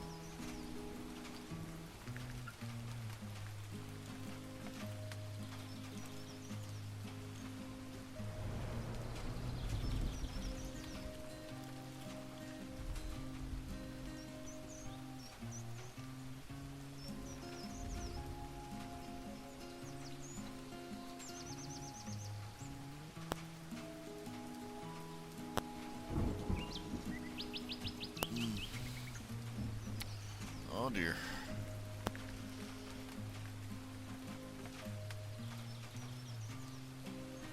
Here goes the stomach again.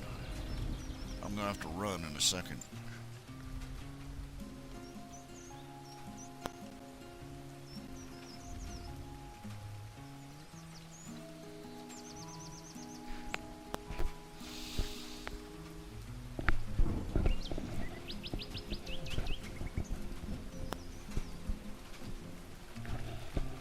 Okay, I'm gonna have to run to the restroom. I'll be right back.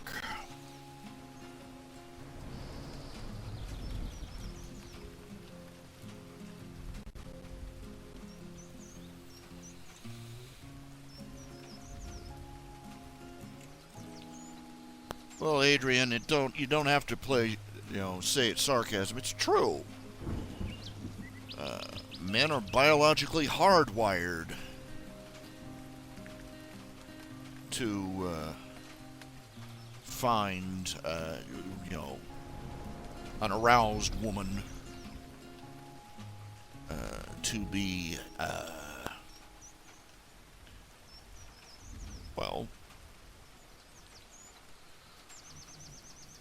and being presented with more than one.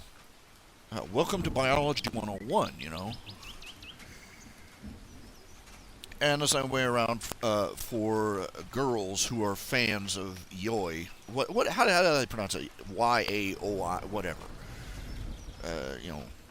Bishi porn, whatever they want to call it.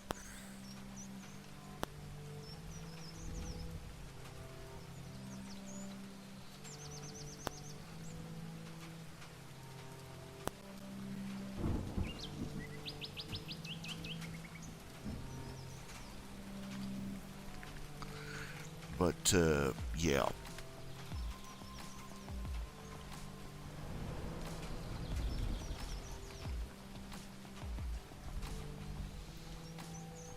People who have already accepted pornography as tolerable have already taken the halfway step towards accepting things like homosexuality, lesbians, bisexuals, transsexuals as normal. It's acclamation.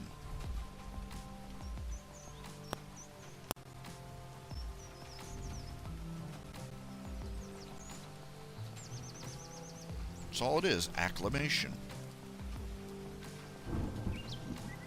Imagine what they're going to be acclimating people to accept next year.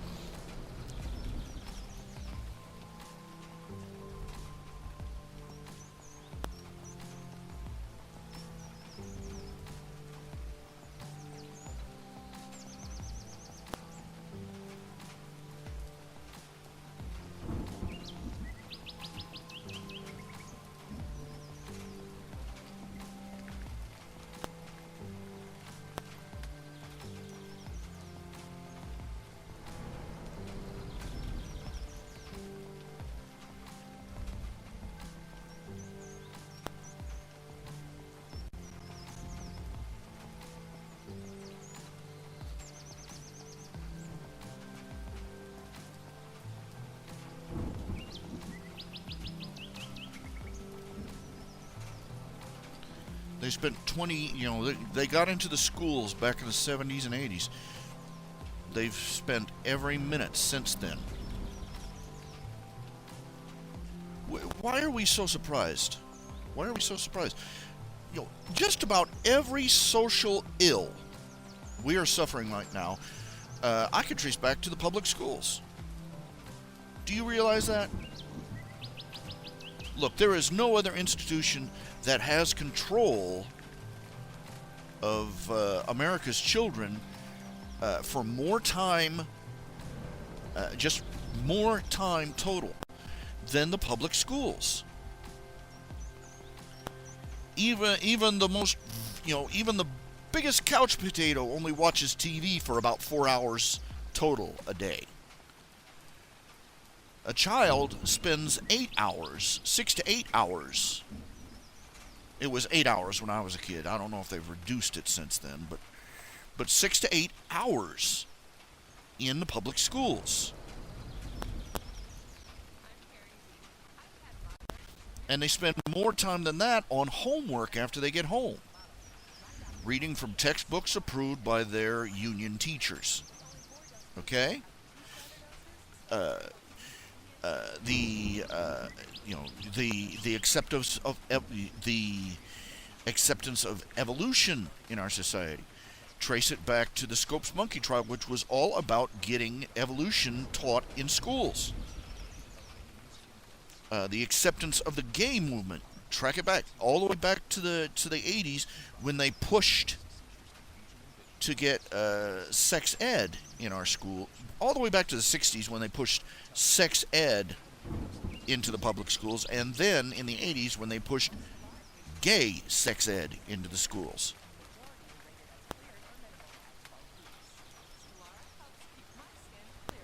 Yeah, they wanted the sex ed, but they didn't want the sex ethics. And what a surprise. The kids hit puberty and figured anything goes. Don't worry, the rubber will keep us safe.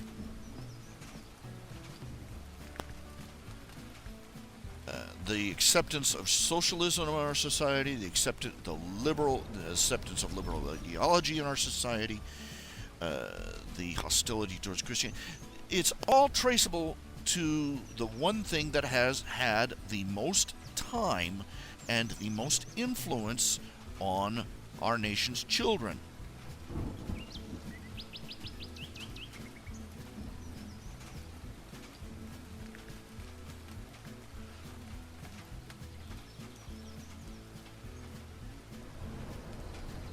We have entire generations of adults. We have the 20-year-olds, 30-year-olds, 50-year-olds, 20-year-olds, 30-year-olds, 40-year-olds, 50-year-olds, 60-year-olds have been bombarded from the time they were 6 years old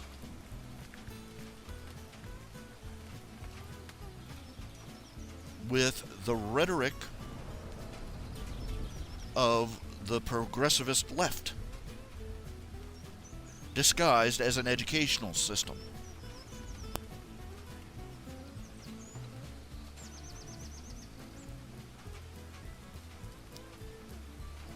It was government-run education that was the downfall of this nation. With pride, everyone, oh, it's so wonderful. You get free schooling in this country. Free, as the old saying goes, if you think it's expensive now, wait until you see the price tag for when it's free. It cost us more than money. Private schools can run, we have already proven that there's no economic incentive for a government-run schooling. And there's a dozen moral, ethical, and political incentives against it. But we pushed through the public schools because people, they were lazy. People were lazy. They didn't want to raise their own children. They didn't want to educate their own children. They thought, oh, it'll be so much easier if we have somebody else do it for us. For free. People don't know how to do subtraction when they do their taxes. Now,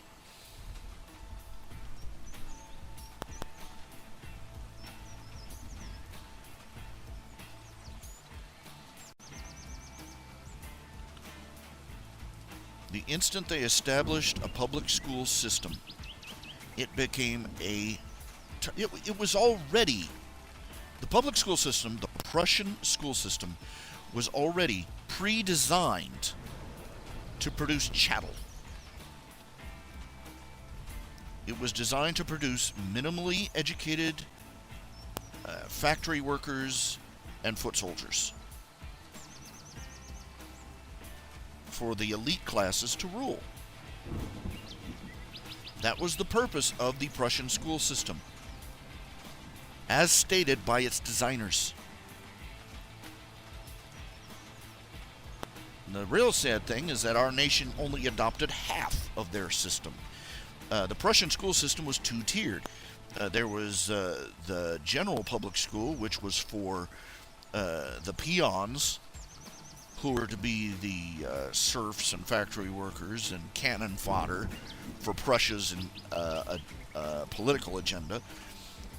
And there was the elite schools, where the ruling class, the upper crust, the purebloods, the true blood, the blue bloods were supposed to be taught. And they would be given a full education there so that they could better rule the people.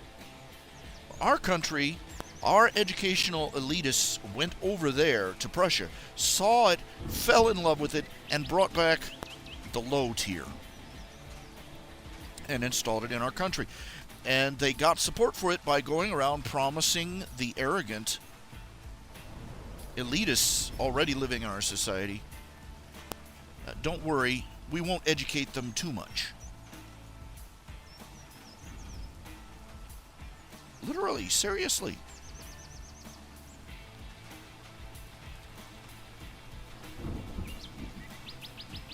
That was their promotional day.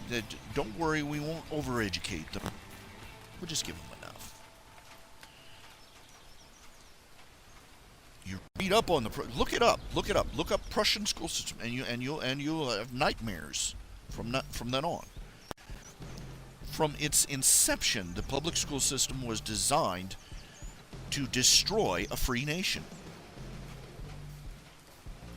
And the instant it was created, it became the target of every corrupt special interest on the planet.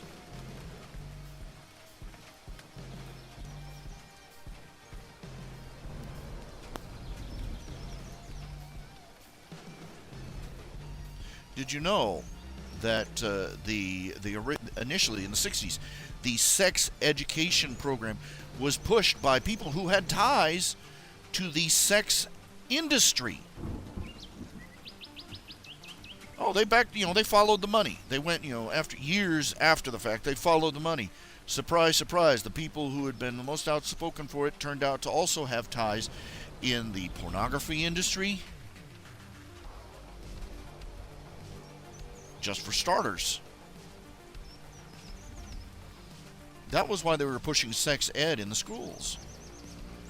Because they wanted customers.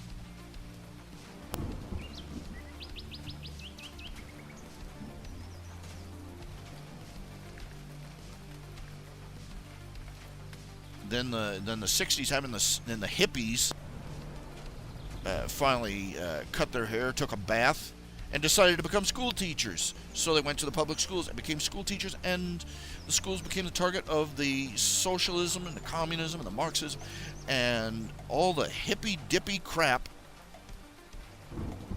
that the hippies had been marinating their brains in. It became a target for socialists, became a target for the the radical environmentalist movement. It became a target for the gay movement.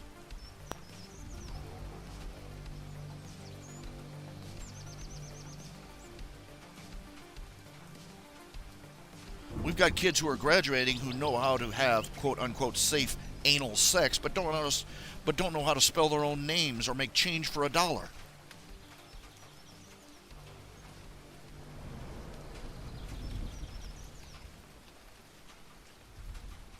Oh yeah, I believe I read that passage too, where that passage, it was given as a short story, where the teacher reprimanded the protagonist because she learned to read on her own. The child was sitting there, and she gave a writing lesson, and the child got bored, took out a piece of paper, and started writing in cursive a letter to her father, telling her about her day. And the teacher got very upset, took the letter, and tore it up. Because that wasn't part of the program.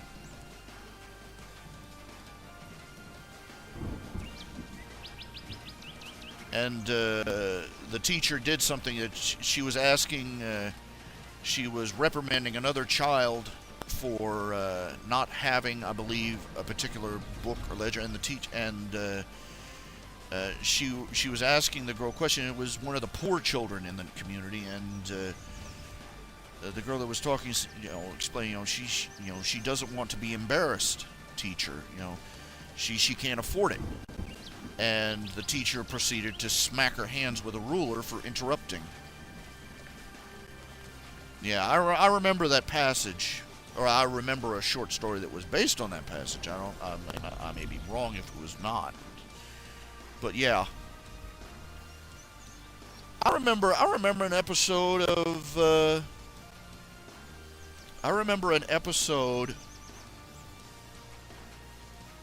of Andy Griffith, the Andy Griffith Show, where the teacher lectured Andy Taylor, the sheriff, for butting in. And she says, "I am a trained professional. I know better than you how to educate your children."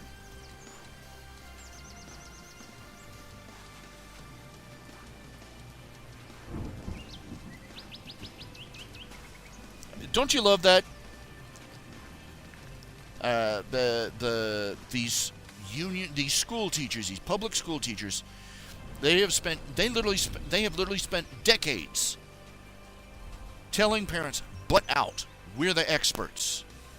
They've spent decades telling the kids, "Your parents are ignorant and don't know what they're talking about. They're old-fashioned. They're not up to date. They're not educated. Ignore them."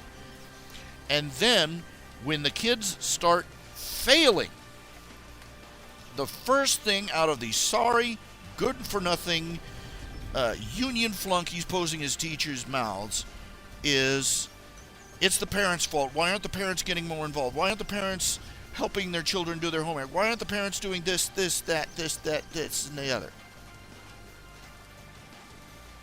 Because you told us to butt out.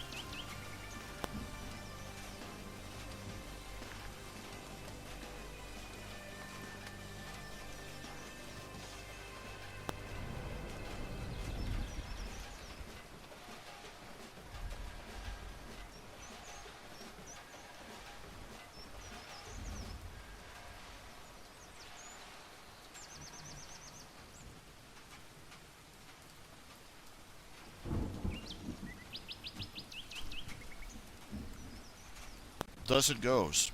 Thus it goes.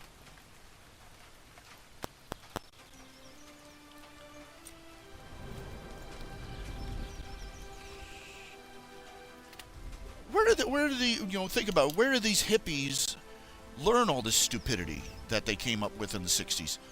School teachers, red diaper doper babies. Just like, Obama,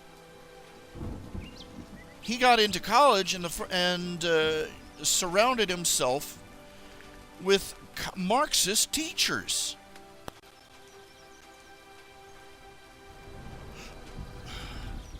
Boy, what a surprise how he turned out, right?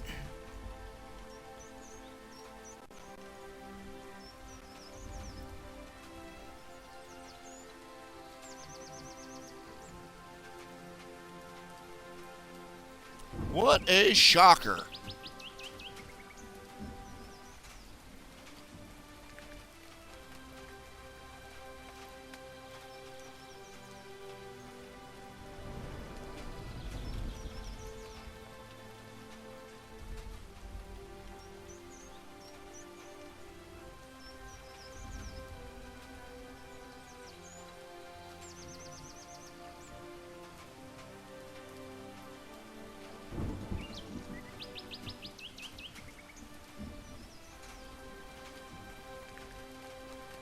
Never saw it coming.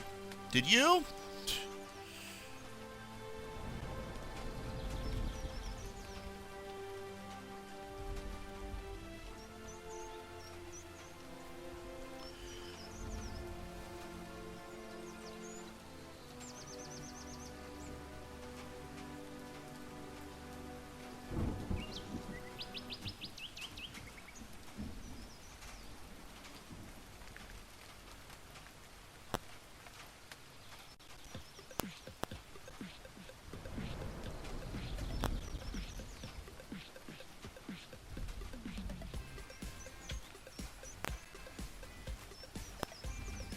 Just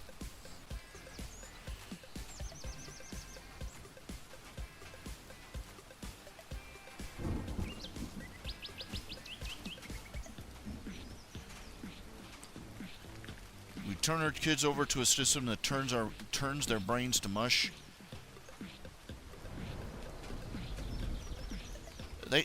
These kids, all these school shootings, they spend 8 hours a day being told that they're nothing but, naked monkeys. That's what they're being, that's what they're told.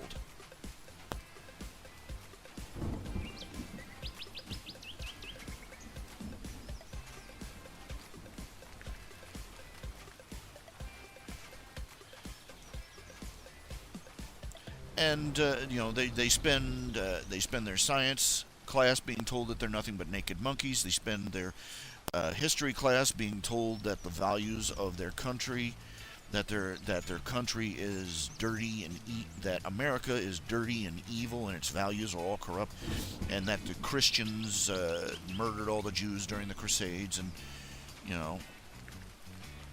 just all that open-minded stuff, and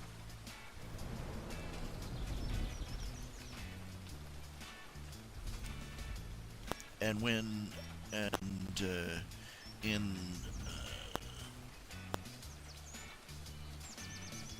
in their literature classes, they're taught that ethics are, the ethics of other societies. It's all subjective, and we should be more tolerant. Blah blah blah blah blah. And every teacher tells them that their parents didn't know what they were talking about when they taught them right from wrong. And they're astonished when these kids hear all this and behave accordingly.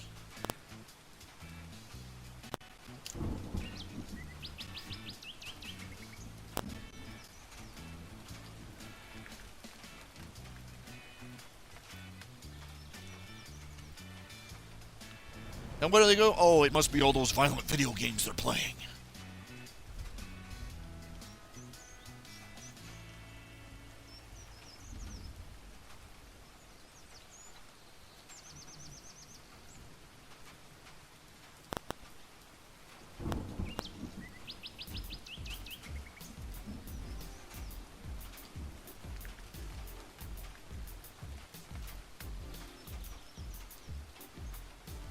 Think about, do you ever think about that? I'm just contemplating it right now. This is the first time I'm really fully openly contemplating this little bon mot of thought.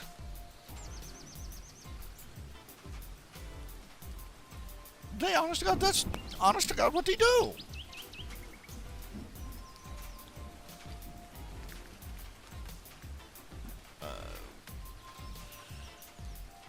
We turn our kids over to people who teach them that there are nothing but animals, that morality is subjective, the values of their culture are outdated and outmoded, and that their parents are ignorant fools. And then when the kids go out and behave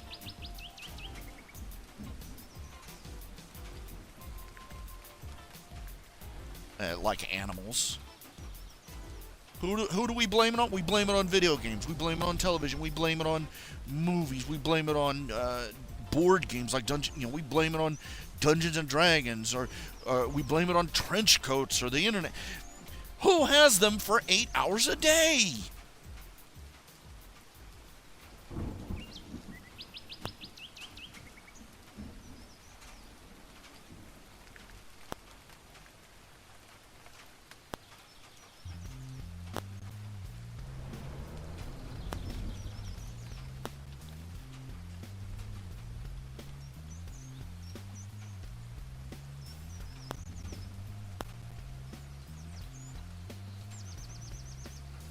Really, come on,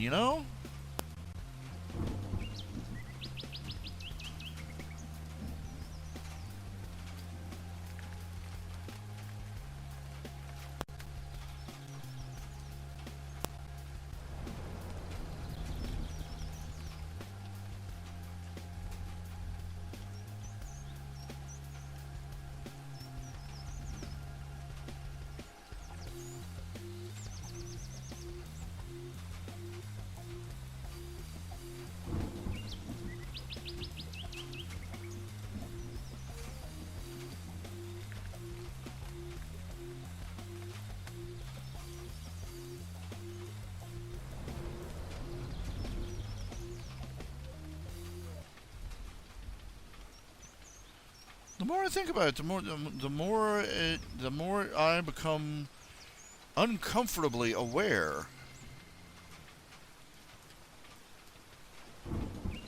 of the fact that nearly every major social ill that our society faces can be traced back to the public education system and its influence for generations. We forget, we keep thinking of, of the kids today. I'm talking about generations, decades.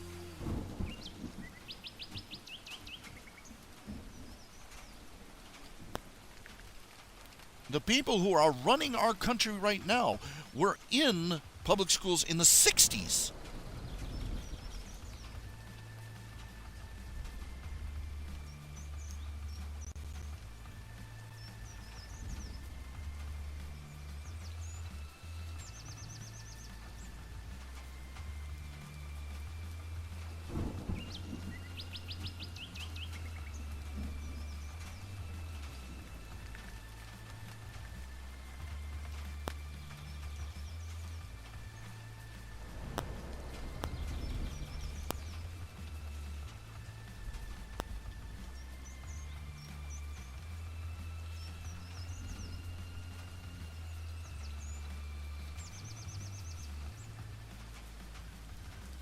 The voting populace was in schools in the 70s and 80s and 90s.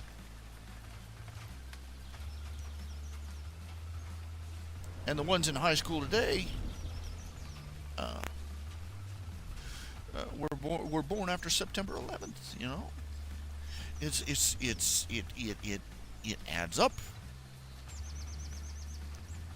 We've had for let's see for approximately 20 years they've been teaching kids in school the doctrine of homosexual, tolerance of homosexuality and bisexuality and transsexuality and all the other sexuality actualities for the past 30 years.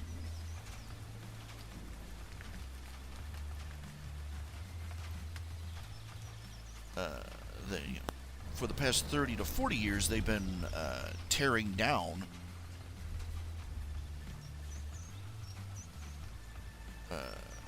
our nation,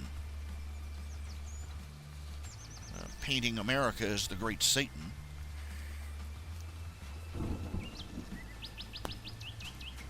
All the way back to the 60s, they've been educating kids on sex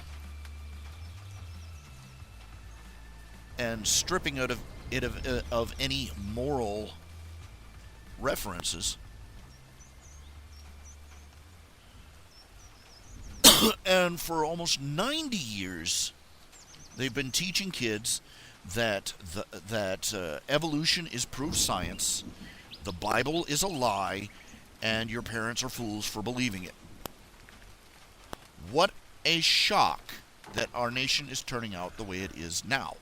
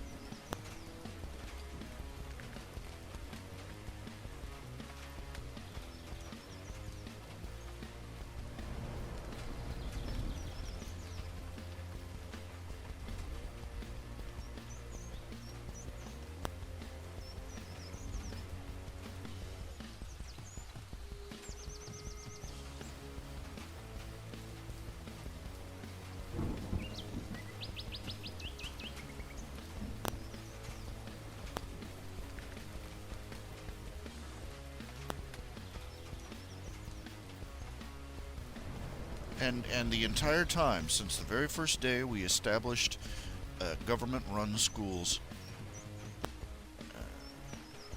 since the moment they established the Prussian school educational system, we have been deliberately dumbing down every child that came through it. The fact that we have such a highly educated population as we do is proof that people are educated in spite of the system.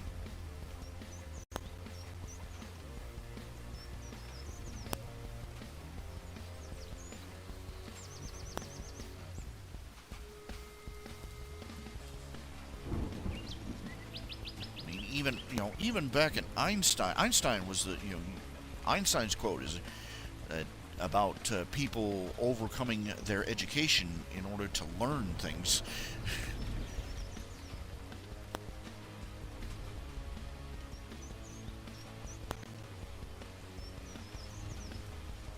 The biggest, I think that's probably the biggest mistake that our nation made, or that any nation makes, making public schooling.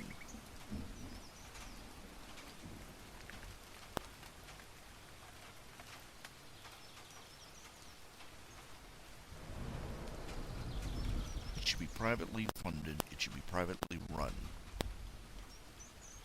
It should be a matter of choice whether you go or not. No, it is not a right. You do not have a right to an education. You have a right to pursue an education. You do not have a right to have it handed to you. You do not have a right to an education. You do not have a right to an education. You do not have a right to health care. You do not have a right to food, clothing, or shelter. You have a right to pursue those things. Those are not rights. Those are commodities.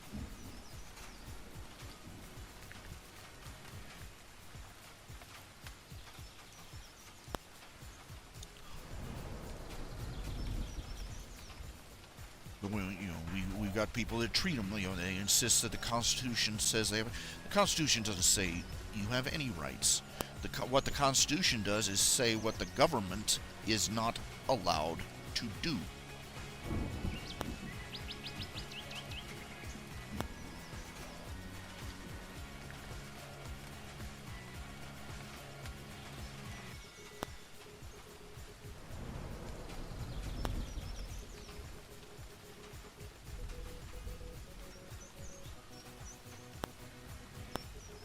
Your rights are inalienable and come from God, and they do not include free handouts of anything.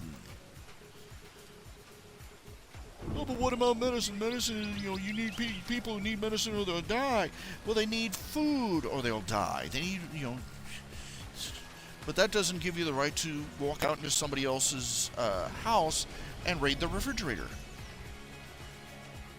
And it doesn't give you the right to sit there in the middle of town with a plate in your lap saying, "Feed me!"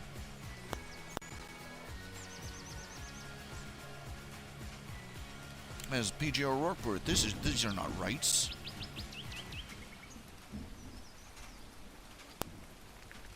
These are the provisions of slaves, of livestock. They're barn and hay for human cattle.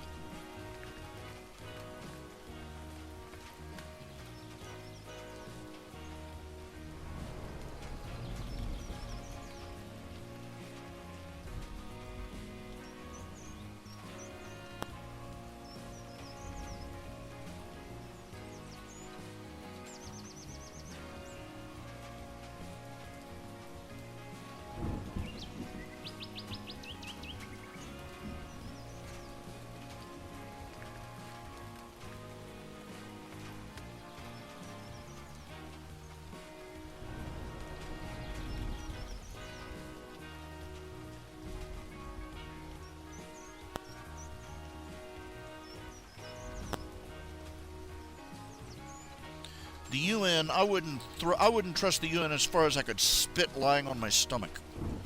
The UN, the United Nations was supposed to be an institution of peace, but what they did, they started welcoming tyrannies into their membership.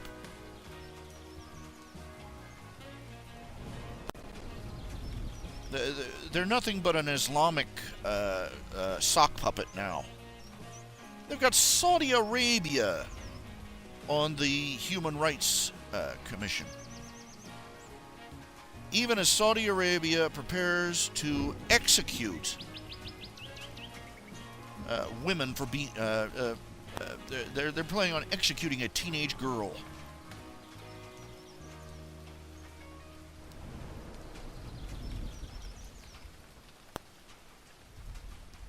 Those animals shouldn't even have their own country, much less.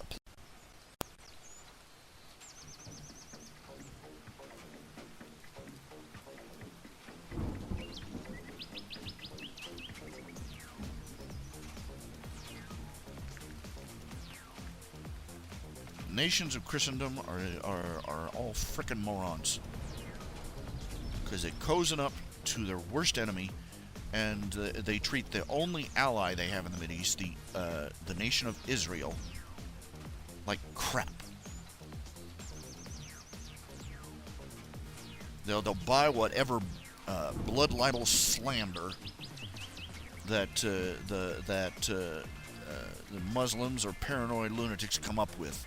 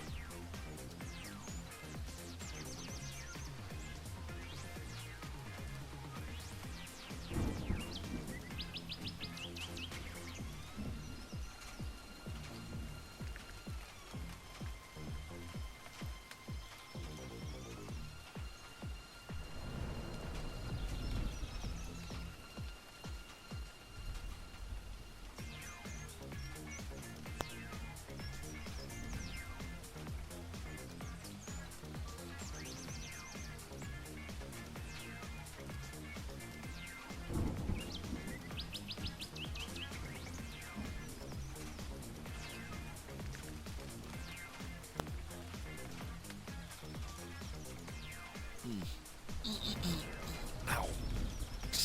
A couple of days ago, I pulled a muscle. Oh. I've been doing myself injury, I think. Ow. Pulled a muscle in my, feel like pulled muscle in my groin. I've been in some serious pain. If I lean back too far, it's like standing up is a challenge, and God help me when I lie down to go to sleep, because I lay down to go to sleep earlier today, and I got back up. I tried to get back up. I couldn't. It took because lying down, my legs will get turned around, and my knees will start hurting. I tried. It was just pain, just to finally manage to hoist myself up out of the bed. Just dreadful.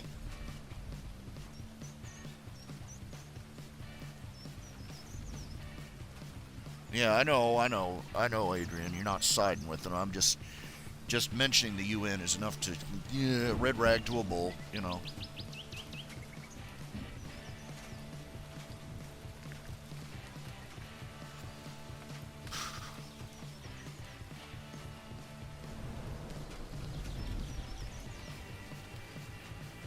You got to realize how many people have been raised since they were children to think of It all boils down to this. They've been raised since they were children to think this way. And calling it thinking is an insult to the term. They don't have, I've said it before, I'll say it again. Progressives don't have thoughts. They have cue cards. They have push-button responses. Unsurprising that the social justice warriors are out there talking about how they've been triggered. Because all they are is a mass of push-button issues.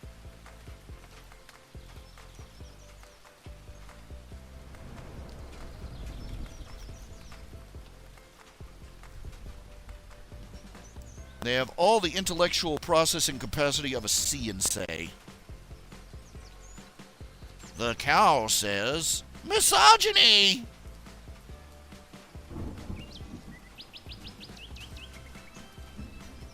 The pig says, rape!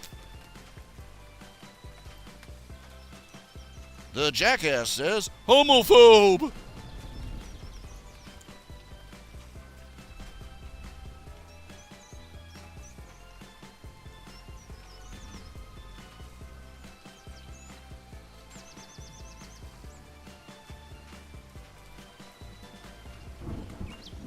The turkey says, well, now we need to share the wealth. Spread the wealth around.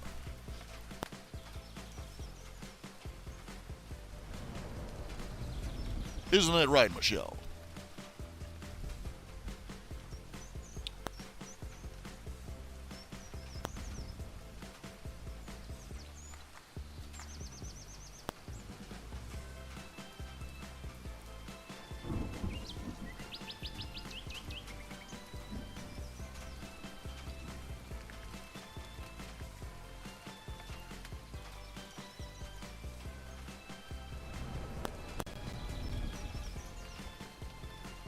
Look, I'll keep making fun of it as long as they keep being what they are.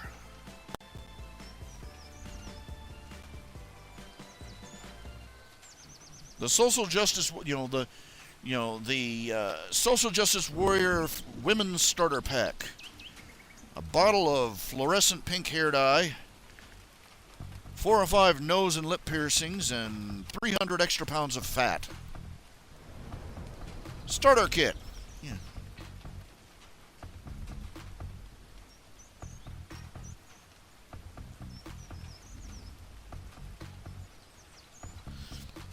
You know what would be fun? Make up a see and say that has like a giraffe and a zebra and I don't know a giraffe, a zebra, and a hippo and you pull the lever and it says the same thing. The giraffe says I don't know. You pull it again. The hippo says,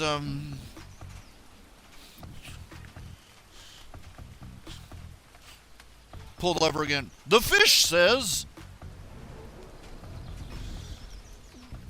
oh, to heck with you, Charlie. Oh, you wrote all these on purpose. Yeah. The armadillo says, the armadillo says,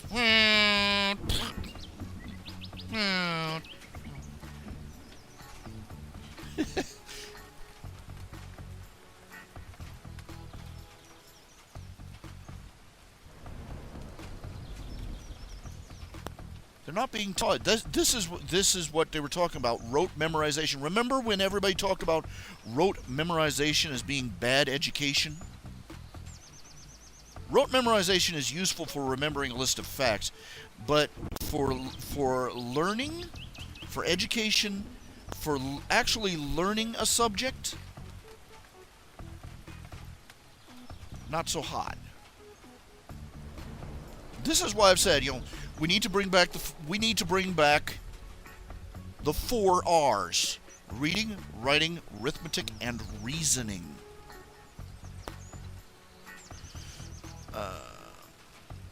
I think that the logical fallacies should be taught in school the way they're taught, at the same age they're taught the ABCs. They may need to simplify the terms and the way they're explained so that a child can understand them, but the concepts should be taught at an early age so that people can recognize when logic and rhetoric and reasoning should be part of the fundamentals of education, and they should be taught at an early age. I remember reading one story. There was one teacher. He started his class one year. He came in. He was carrying a skull, and he proceeded to describe the skull, the creature this skull belonged to. He gave them a nice long lecture, describing its habits, behaviors, and what it looked like, and how it behaved, and what it was, and its name, and everything. And then he gave them a quiz. And they sat down there, and they answered the questions, and they took it up, and he gave it back. They all had Fs. And the kids were like, "What?" And then he sat down and explained to him, "Okay, first off, I told you the creature's name was a catawampus. Second of all, I told you that they had no fossils or bones left of this creature, no fossil records, and yet I stood there holding a skull in my hand telling you this. And I even told you what color its fur was. I told you its diet." And he just ran down the list of all the things that contradictory things he had told them that could not possibly be true. And they got mad because he told them these grades are staying. They said, but those kids, the guy that was writing this, he had been one of those students, and he had been mad. But as time went on, as they went through the school years, and even up into high school and on into college, they knew each other. They lived close together, and whenever a teacher started spouting something that they could not possibly prove or have any evidence for, just asserting things for which they had no evidence, the students would start, this particular group of students, you knew that these kids had been through this first teacher's class because they would look at each other and go, "Catawampus."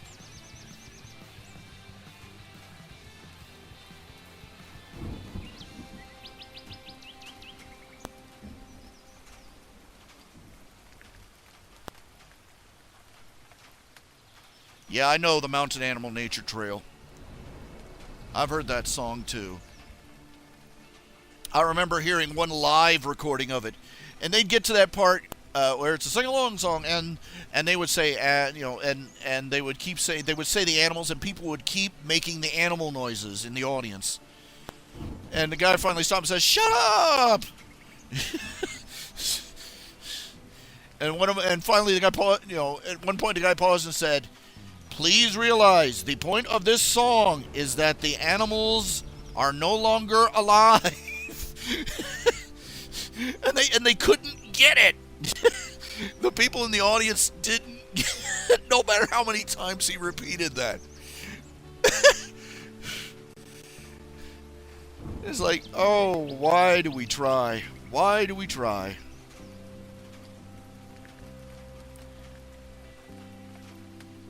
Yeah, Adrian, well,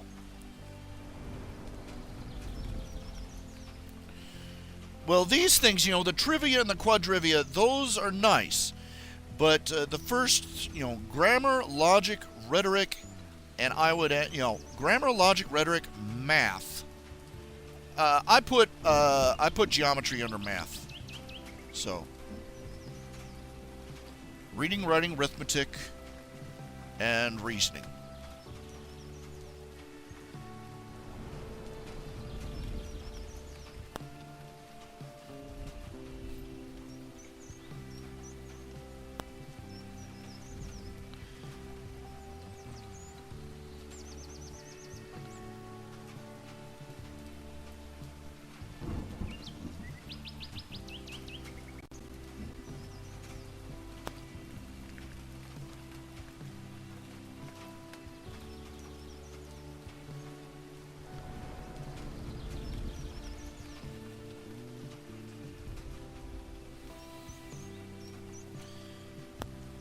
This is my point, though. Now,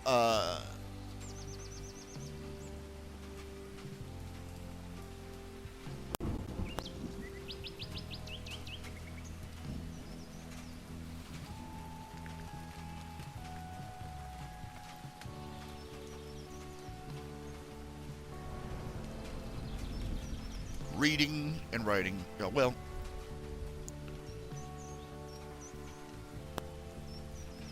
the trivia and the quadrivia. Yeah.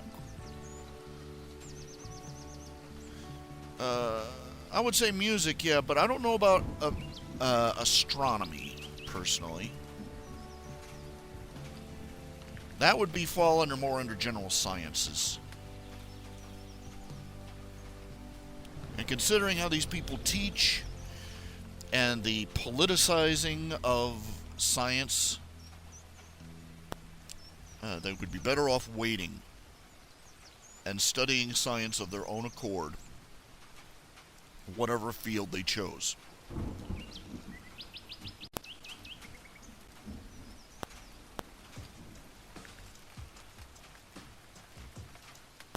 If you can read and you can do math, if you can read, write, do math, and reason, then everything else opens up to you.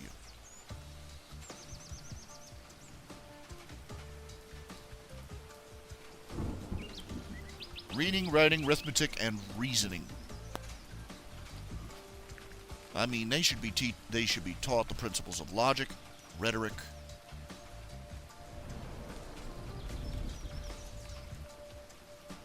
They should memorize. I wish I could memorize the logical. I make a point of every now and then I'll make a link to some site that has a list of logical fallacies.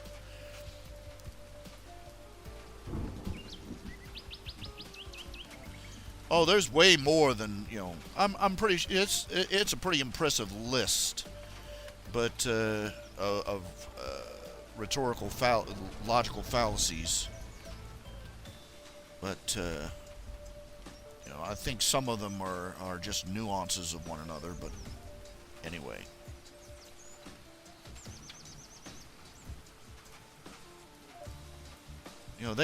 Kids may not be able to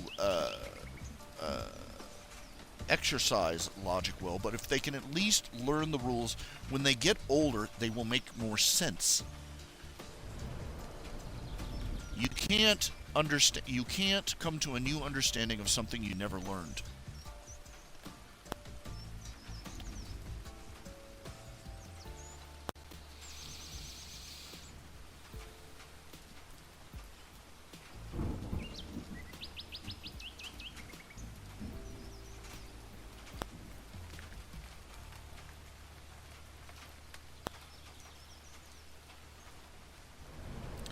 I would rather they get the fundamentals first.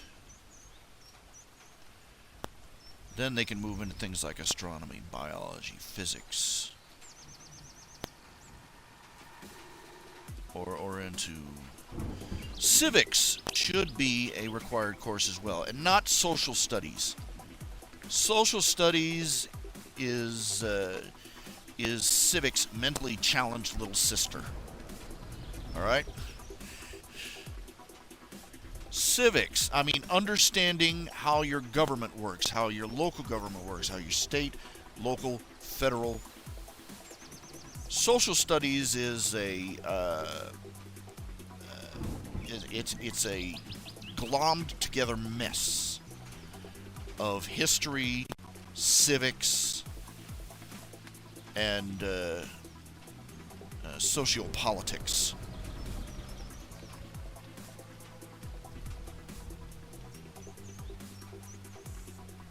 Step 1, teach them about their own country first. Then they can learn about others. And especially, there are kids out there, the refrain is, I never learned to balance a checkbook or how to vote. Or how to do any of these other things that are part of being a part of this civilization.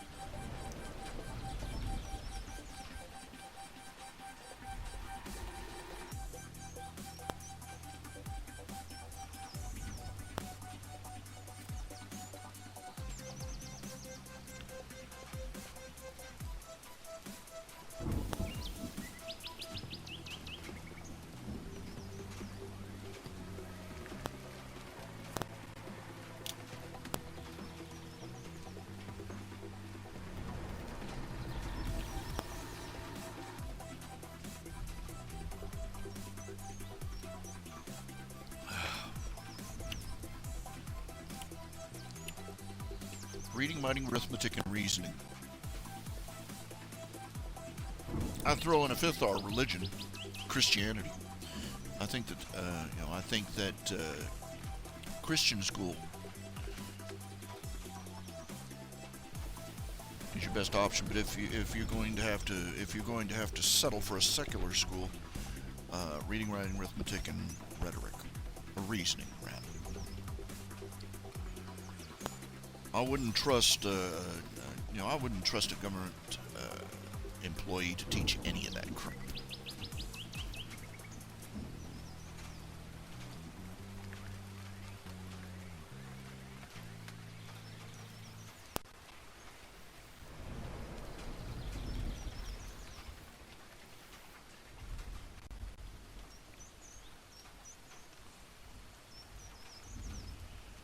All the king's subjects, they were fools.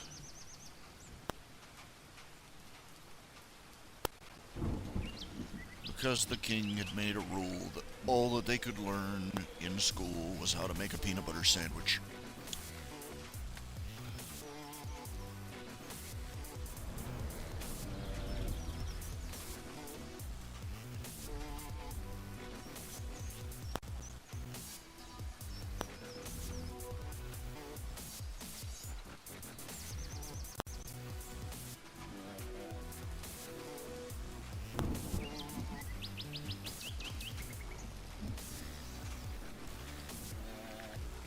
Demand justice for Tiger.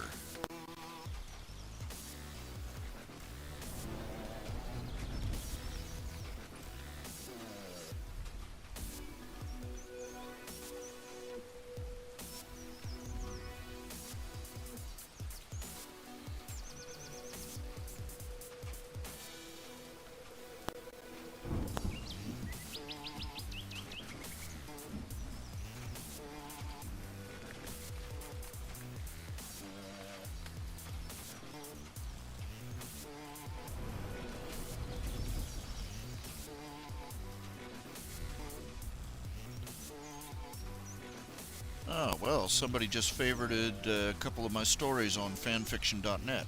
How nice. Yay! Legal notice of settlement of class action.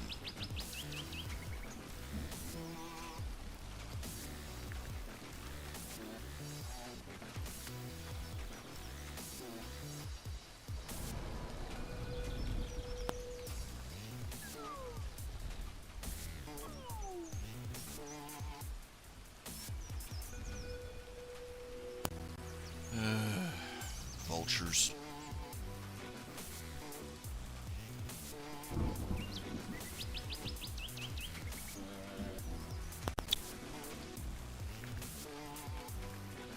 Yeah, apparently some another Facebook frenzy, some veterinarian shot a feral tomcat with a bow and arrow straight through the head. I was reading my email. Somebody was some group advertising for a class action suit against LinkedIn, whatever, LinkedIn.com, something like that. And yeah, veterinarian. What this was about, Tiger. Tiger was apparently somebody's cat, or actually it was a stray cat that they are now giving a name. are all these caring a-holes when the cat's wandering around stray and homeless? The dang cat was a feral tomcat. Nobody taking it. None of them cared. None of them cared about that animal while it was alive, and freezing in the winter and starving in the and dying in the heat in the summer and starving in the streets. No, they didn't care about it. But some veterinarian kills one with a bow and arrow, right through the head, and suddenly, rip-roaring rampage. Everybody's just flipping their wigs.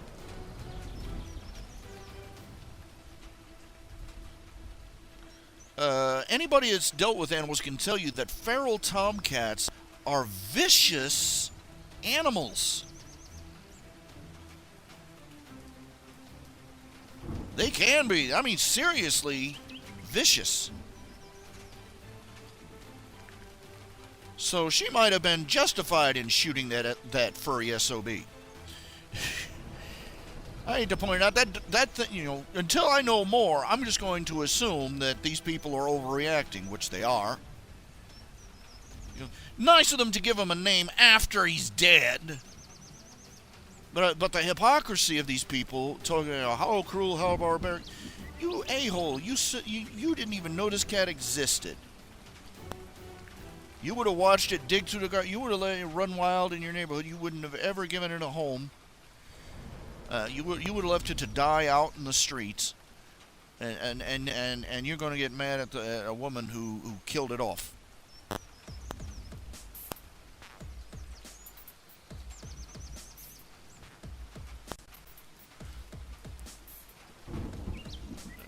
If a feral tomcat gets mad at you, you will lose skin.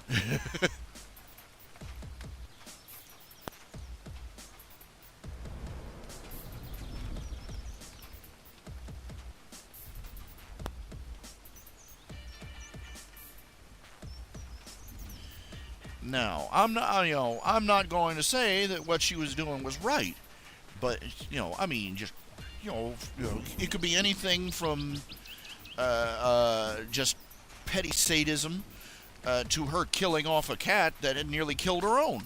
It could be anything. So I'm going to wait.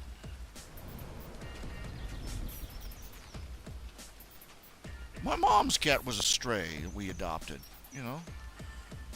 I'm not above. I'm not above adopting a cat off the street. Or a dog or a cat or another. A llama. We've got a real stray llama problem around here. Knock over the garbage cans, begging at the doors. But seriously though, I get tired of these people. That stupid Cecil, what was it? Cecil the Lion, they named him. That same week that veterinary, some dentist goes to Africa, buys a hunting license, kills a lion, and the Facebook and Tumblr communities collectively crap themselves, give it a name, and talk about this majestic beast. Same week, some little boy in the same area, some little boy living in that same country was mauled to death by a lion in his father's fields. To the people who live in those areas, those animals are a terror. And they are relieved when they hear one dies.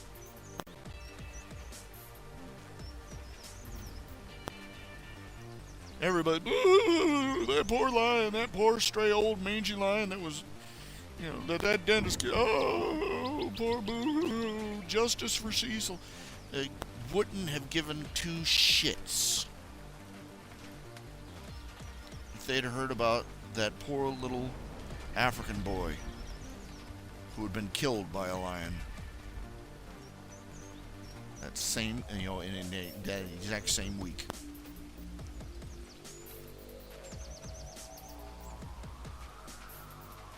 It makes me want to puke.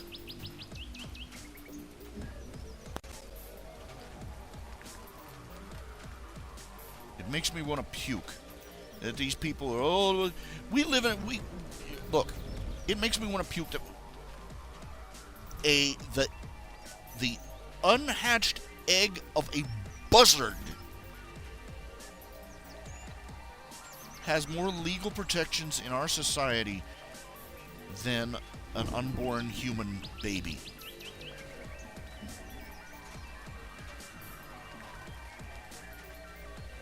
That is revolting.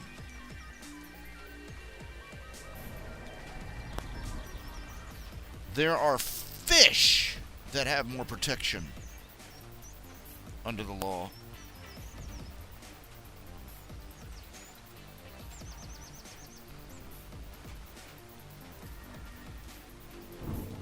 Than a human being. You need a license to hunt or fish even on your own property, but you don't need a license to vote.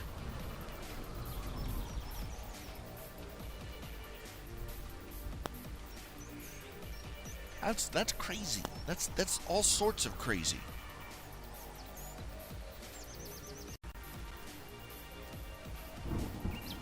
A buzzard's egg has more protection than an unborn human baby. A mangy, old, stray lion gets more sympathy and tears and outrage than a little African boy who died under the claws of a lion.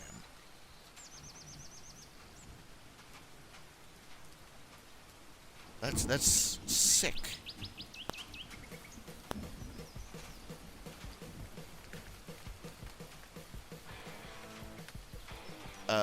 You remember that gay guy who got beaten, killed, left tied to a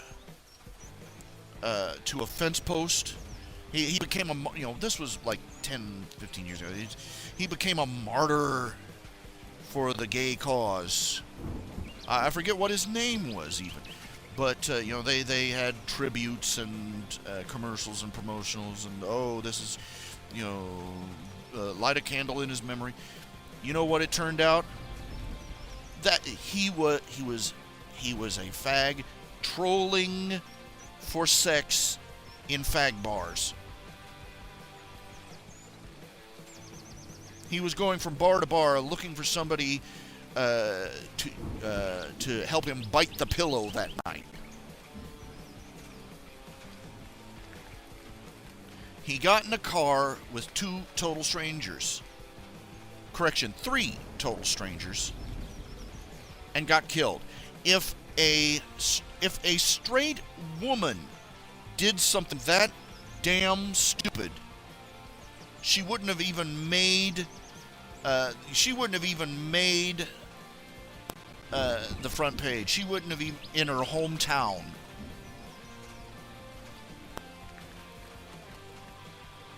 She would have been on page 13 after a story about Blippo the seal appearing at the local aquarium. And it turns out, it came out later, he was also trolling for drugs. The people that killed him tempted him into the car with the offer of a little blow.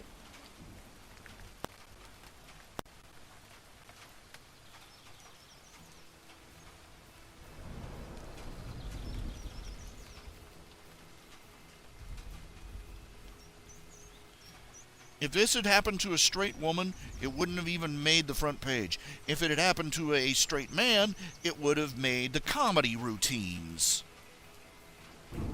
on the late night circuit.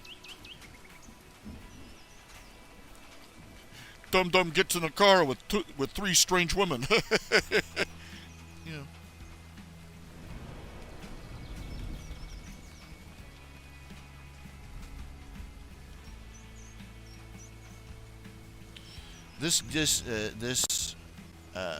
this dope chasing sexual deviant went out trolling for sex and drugs and got robbed and beaten and left to die, which is the general thing you can expect when you go out in sleazy dives approaching total strangers for sex and drugs. And he became a martyr. At the same time, elsewhere in the country, 2 homosexual men lured a little boy in their neighborhood into their house and proceeded to literally rape him to death.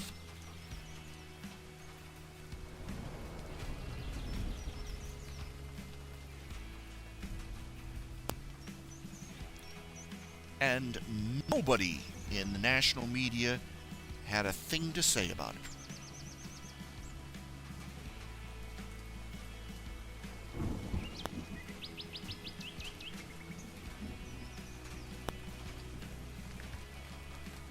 The majority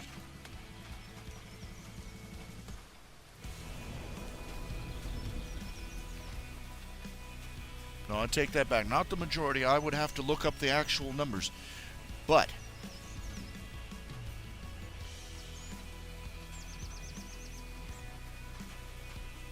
despite the fact that the homosexual community makes up less than 5% of the population, as I recall, the last numbers I saw, at least half of all child molestation and rape cases were homosexual in nature.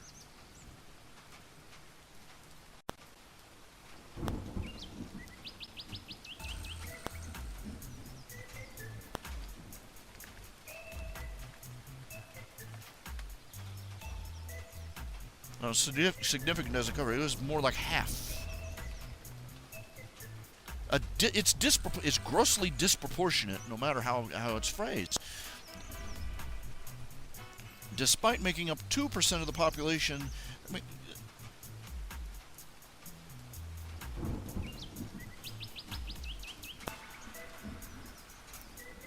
the press, the government and the press have managed to avoid classifying. They avoided releasing numbers like this by reclassifying several sex crimes in different categories. As I recall, they declared, they moved,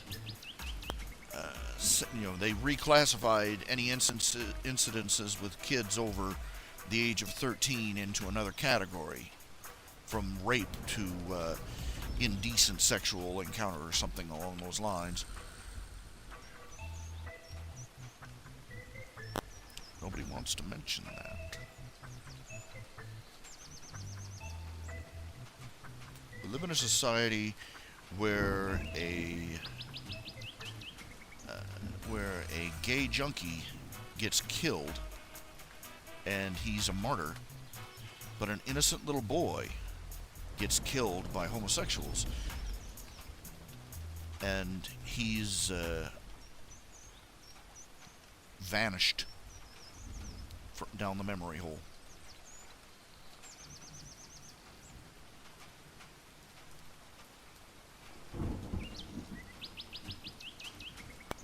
It goes beyond even calling it hypocrisy.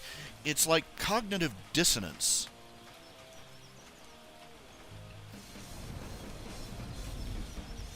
I'm not even sure that that's the correct term.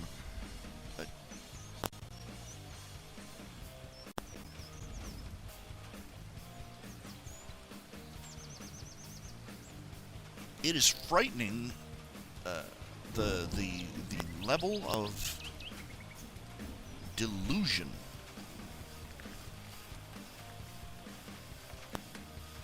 that people are capable of reaching.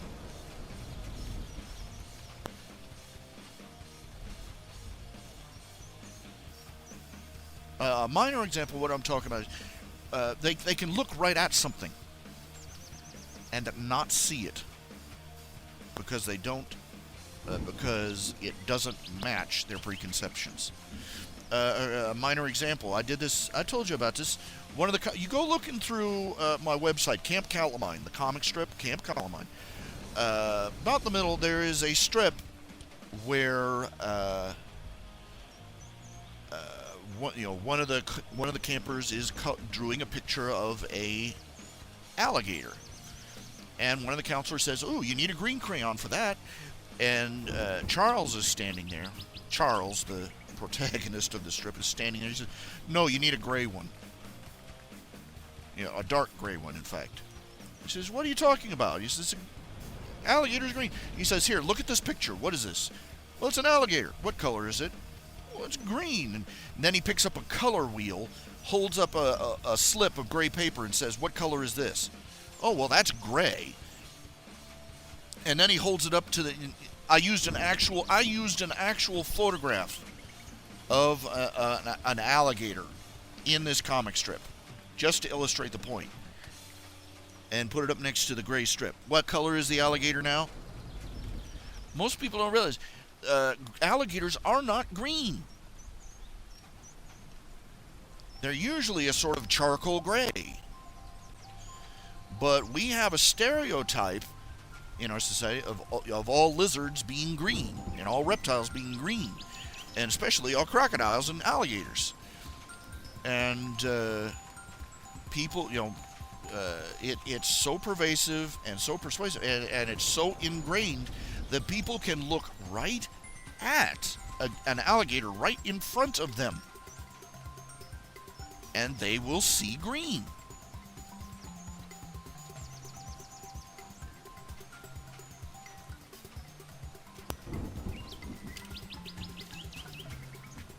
It runs deeper than denial.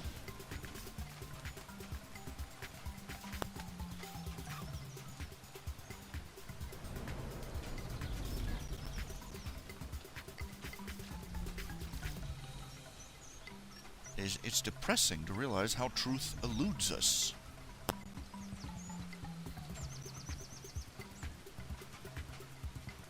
How trying to get people to break out, trying to get the scales to fall from people's eyes, to get the blinders to come off.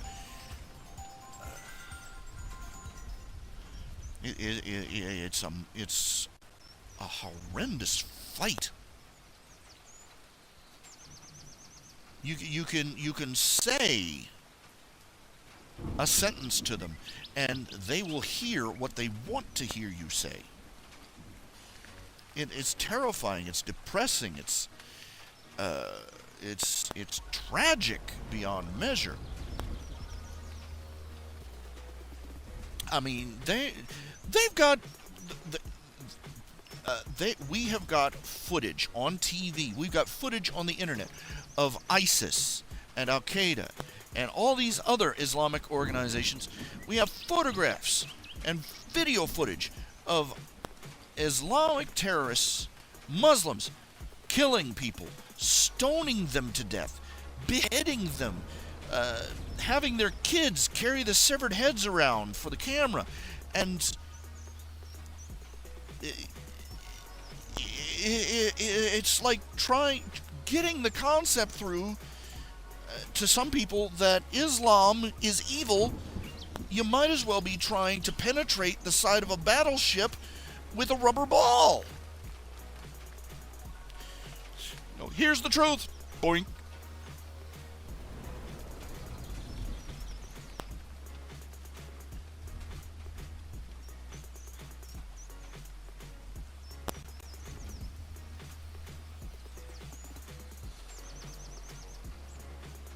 None so blind as those that will not see. God save us all from blindness. Whatever blindness may pursue us.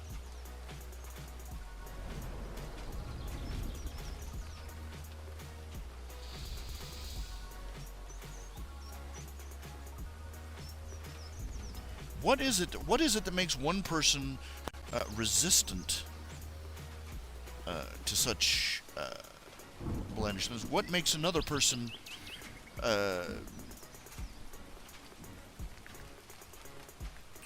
know, the barricade around them, protecting them from reality, as thick as battle plate? What makes the difference between a person with open eyes and a person with closed ones? What is it? Why? What is it? Is it how they're brought up?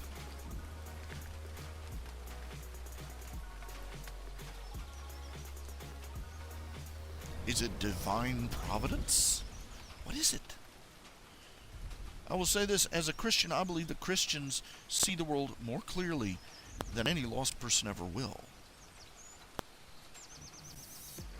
And that's not because we are wiser or better or more good or more. It's because we've had our eyes forced open.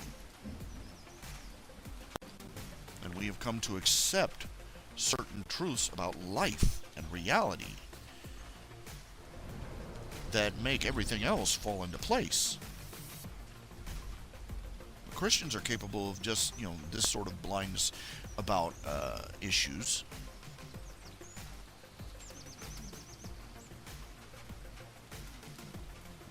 What is it? What is it that makes one person open their eyes and another one seal their eyes shut?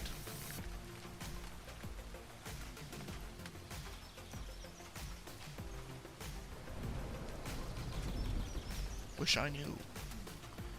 Wish I knew.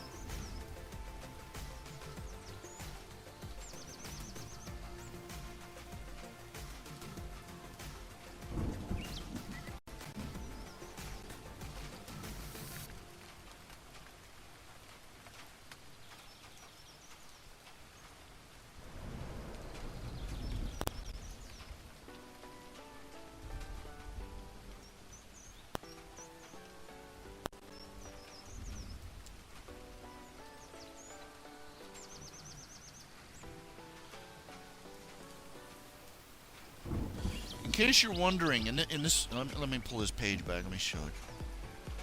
Now, for those, some of you have read the comic, some haven't.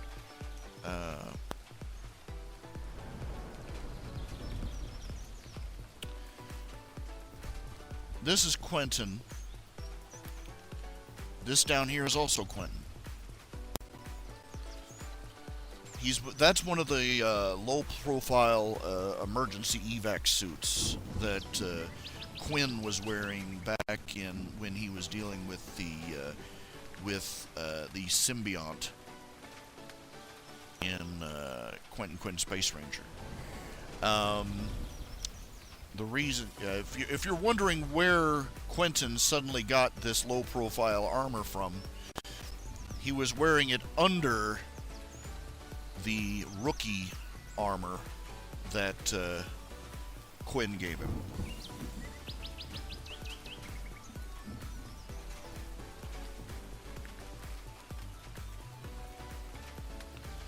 Yes, even their underwear is battle ready.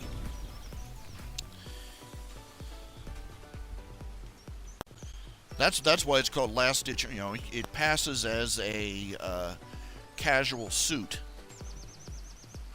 but it also can provide low-level protection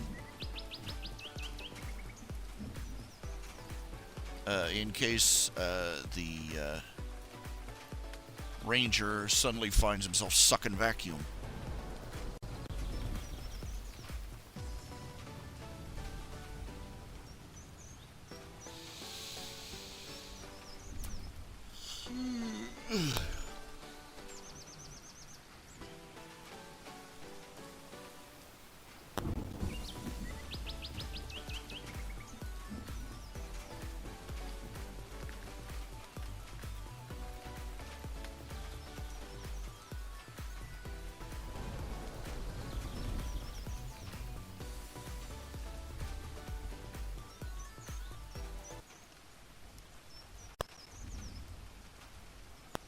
You know, the outer layer is battle-ready armor. The outer layer is the full battle-ready armor. You know, the Space Ranger suit you saw on the front page with a few modifications. But their undergarment, the clothing they wear under the armor, is a you know, second. Think of it as second chance armor.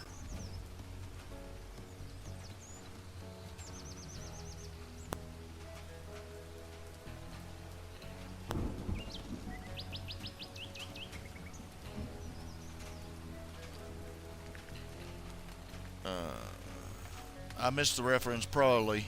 Yeah, if you made a reference to something, I don't know what it was.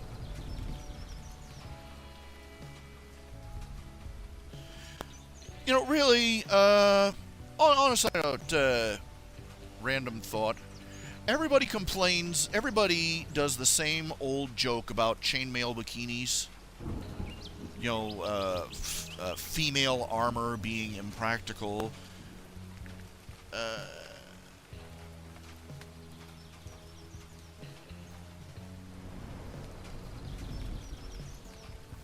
Yeah, didn't need to know about that.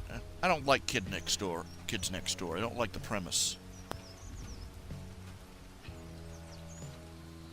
We all have enough trouble with kids thinking that parents are useless and, you know, that grown-ups are useless or worse, the enemy, without making an entire children's show franchise based around the concept. No, don't like it. But anyway,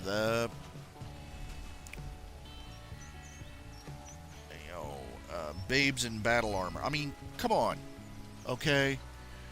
Where were all these critics of female impractical armor when He-Man strode on the stage? You know what I'm saying? He-Man, Conan, the barbarian warrior who wears nothing but a loincloth and a battle axe. Oh yeah, that's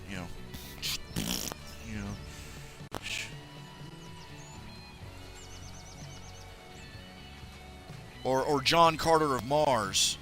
In the original John Carter of Mars, John Carter was pretty essentially naked and wore this harness thing that provided absolutely no coverage. So stupid impractical armor is not just a one gender thing. It's just that the ones that the women are wearing are a lot more interesting. But really, think about it. If you're going to complain about how impractical the women's armor is, and yet you're going to have swarthy, non-armor wearing barbarians on your adventure team for your adventuring party for Dungeons and Dragons, shut up.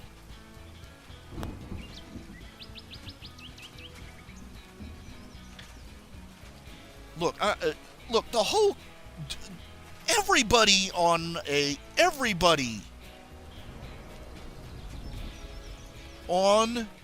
Dungeons and Dragons style adventuring party is wearing impractical armor. They all are. The barbarian has no armor, and yet he's supposed to be a tank. Huh?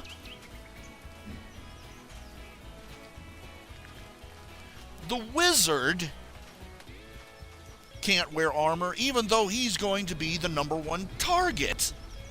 Hello? And you can't tell me, they come up with all these, the armor encumbrance and prevents him from doing enchantments and waving his hands around just, oh, hush. You can't tell me they couldn't come up with some sort of magically enchanted silk steel cloth that would work just as well. No, you can't tell me that. I mean, that's, you're a wizard. You know from the beginning that you're a glass cannon. You're going to come up with some options. In fact, every danged wizard or organization of sorcerers is going to be coming together. We've got a real problem here. The only thing between us and death by long, sharp, pointy things are these robes we're wearing. So I don't know about you, but I don't want to stride onto a battlefield wearing nothing but a pointy hat and a dress.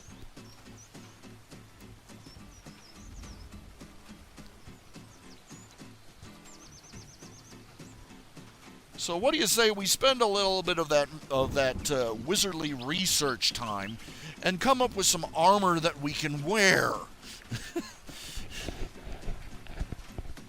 And then you got the rogues and the thieves, and everybody's wearing the leather armor and the low grade armor and the middle grade armor. Just horse apples.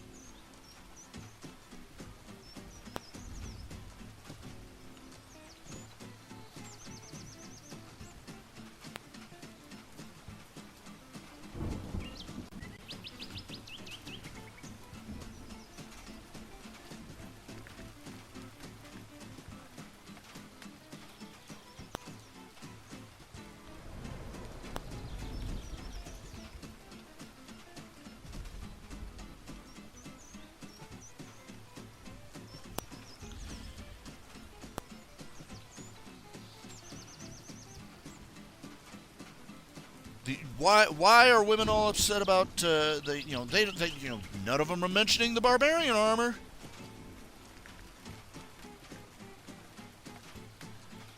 No, they're gonna get all torqued because the female fighter is wearing the battle chainmail from Red Sonja. No, shut up. The only reason you care is because you found out that men like it and it ticked you off.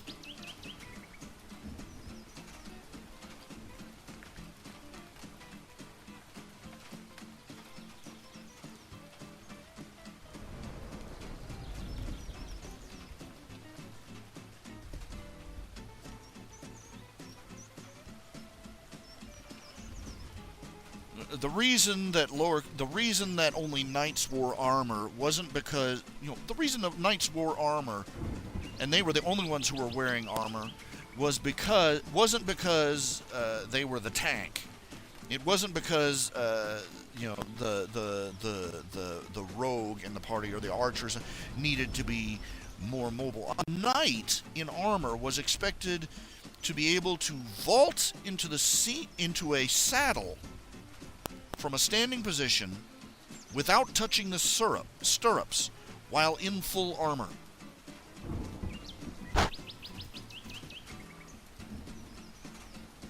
That was a requirement.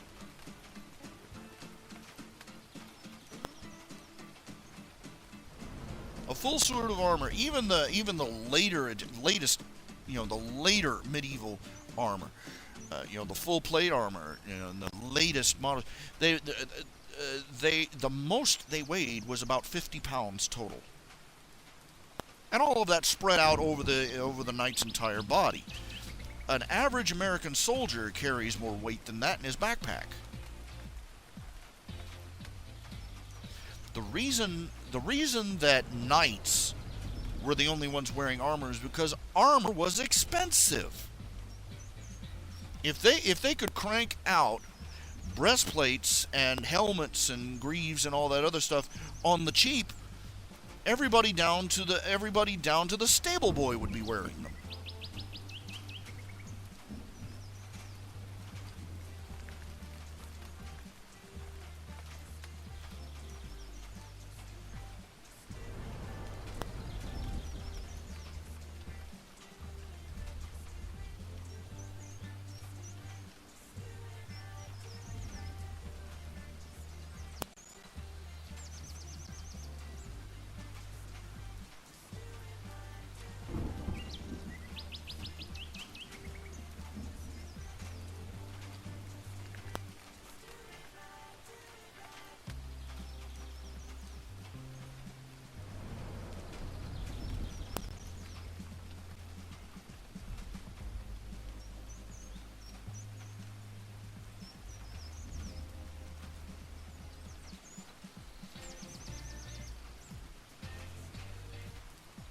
don't ask me why I got off on that thread.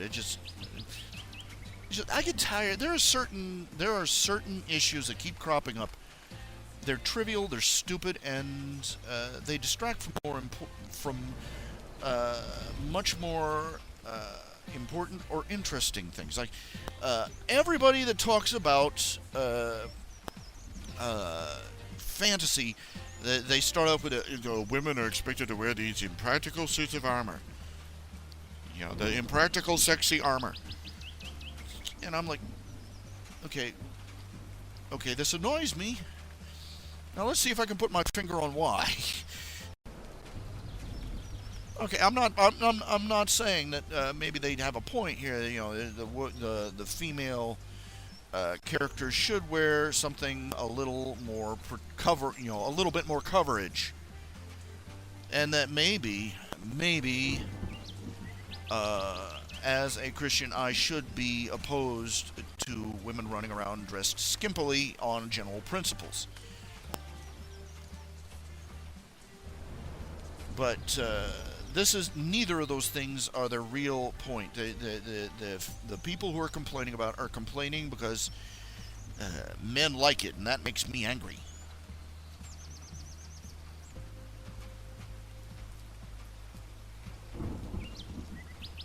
And meanwhile, they're drooling all over their TV set whenever Kevin Sorbo walked on stage. Yeah.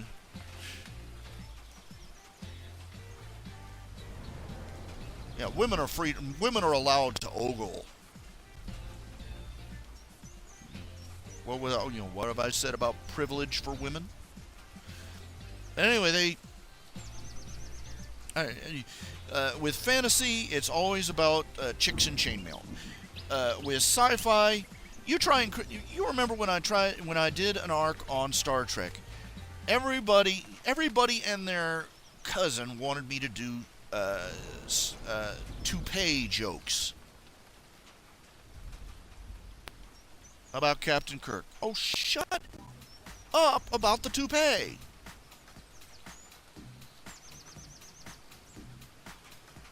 Of all the things that were wrong with that show, the toupee was not the big one. It's all, these are the only jokes that can seem to come up with about Star Trek. Red shirts and Captain Kirk's toupee.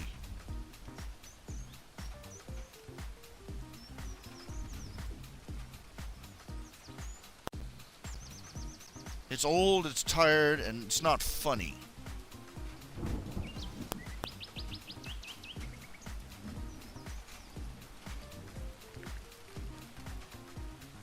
I won't lie. Your response, Adrian, is probably pretty unique. I won't lie. I won't pretend that I don't like how women look.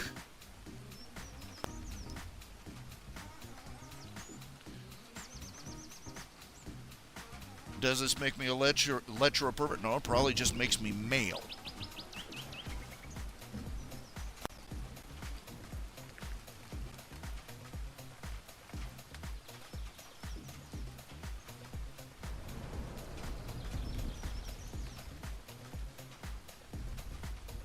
And I have a little trouble believing that is that this is really, that men liking what women look like is offensive to God to that degree.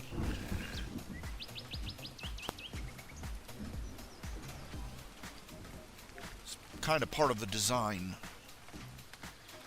But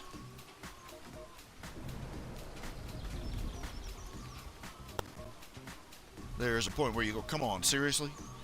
But anyway, back to the point.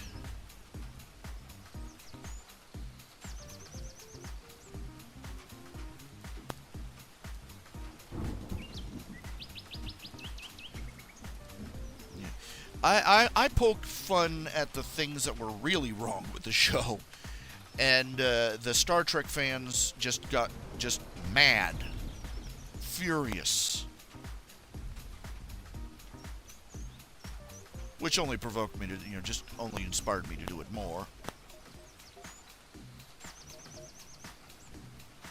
I was going to try and get in some cheap jabs at all the generations of Star Trek, but eventually even I got, even I decided, okay, it's time to wrap this up.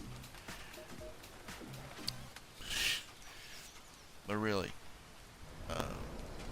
everybody who tries to write humor about fantasy, about sci-fi, about any of the franchises out there, they write the same ones over and over and over.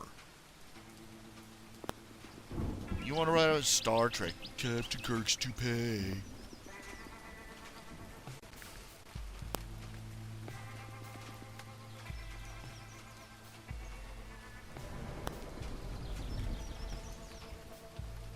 There's nothing more spectacularly unfunny than dragging the same tired joke out.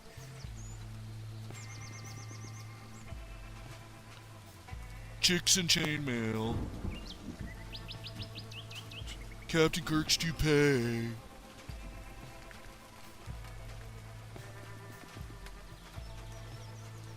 Whiny farm boy.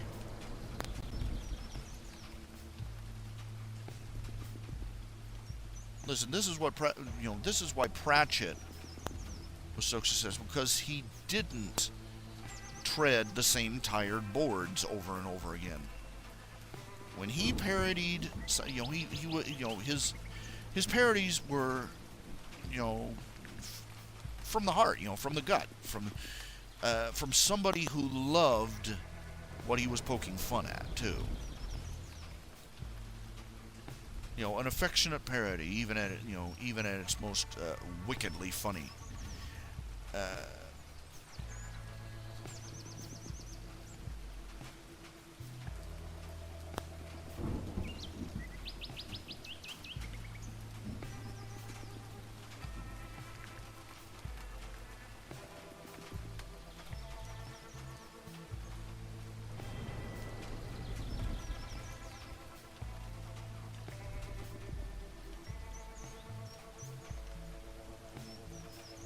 Yeah, well, even when the joke about the joke is tired, it's time to, this goes beyond beating a dead horse, okay?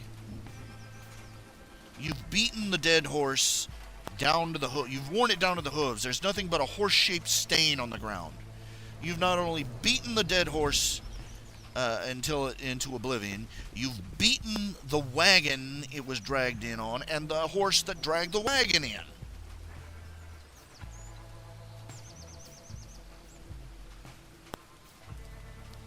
It's not funny, it's not original, it's not clever, and it's not even humor.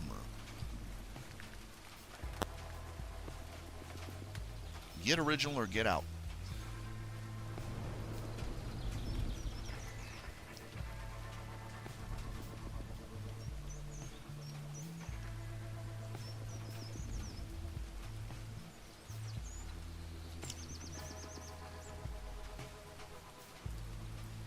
I mean, think about it. Tell me, when is the last time you saw anybody poke fun at the obvious fact that the people in Star Trek were riding around in basically in a flying antimatter bomb? Don't worry, the magnetic fields will hold. When's the last time you saw a stable magnetic field?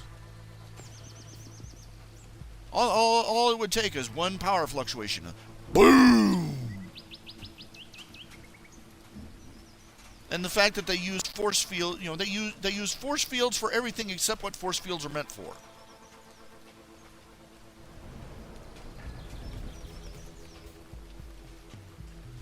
Force field doors on a prison turns every power outage into a jailbreak.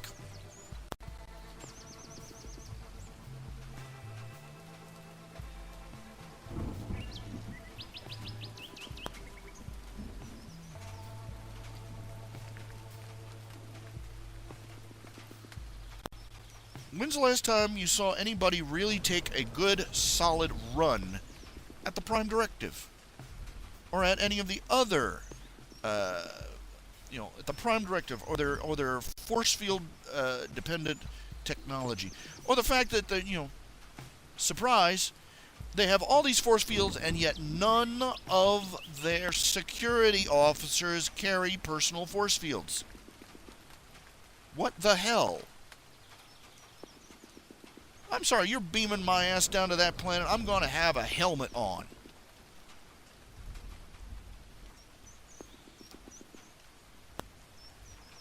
They got people standing around on the landing docks, people flying in and out through an open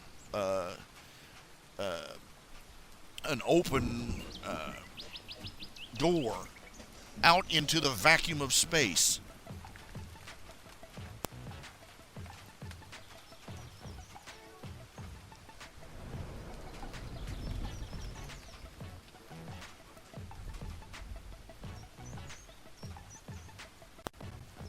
Or heck, just give them some protective suits, for crying out loud.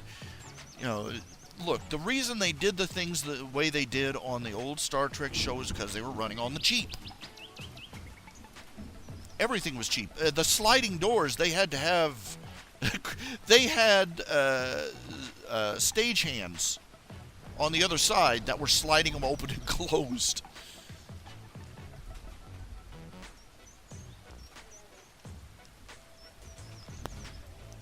They no common sense. Even the most sensible things.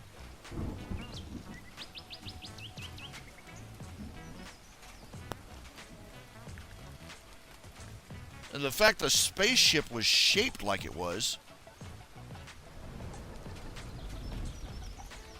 Shaped like a cross between a coffee table and an elbow. Had these people ever heard of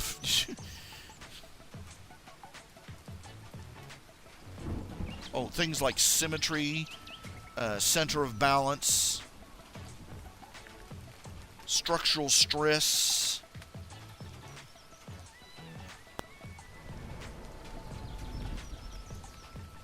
Of course, you've seen some of the ship. You saw the ships that the nihilists use. I'll be very blunt. They are deliberately going for appearance over function. They want to look like a big flying space cathedral, so they build a ship that looks like a big flying space cathedral. And they abuse the hell out of the phlebotinum to make it work. Because if they have to look like a big flying space cathedral in order to make the big impression they do when they land.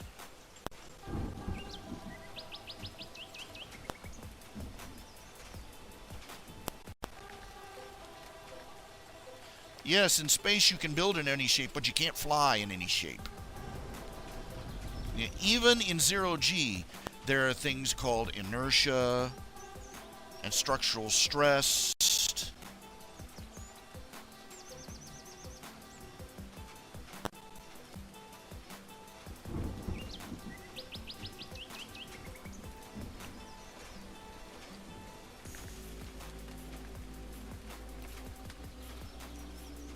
And even if you have some magical phlebotinum like a 0G anti-inertial field that holds everything together, there are going to be times where you're going to need to land or to dock, or other times when you have to turn off the magic flying phlebotinum. And that ship and that vehicle had better be able to hold together under the structural stresses that it's going to undergo as it's maneuvering around. Or you can end up sucking vacuum. Assuming that the whole thing doesn't explode when the engineering section twists in half.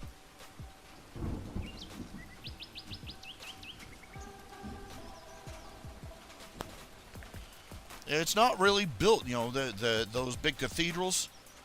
They're,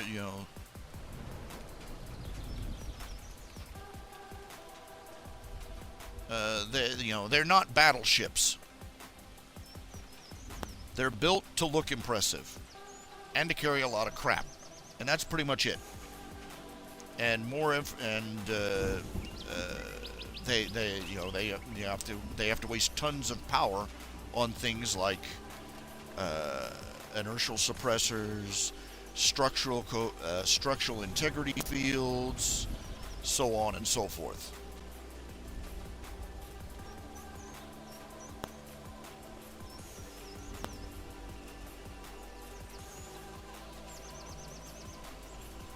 Most real spaceships would probably tend to be simple geometric shapes.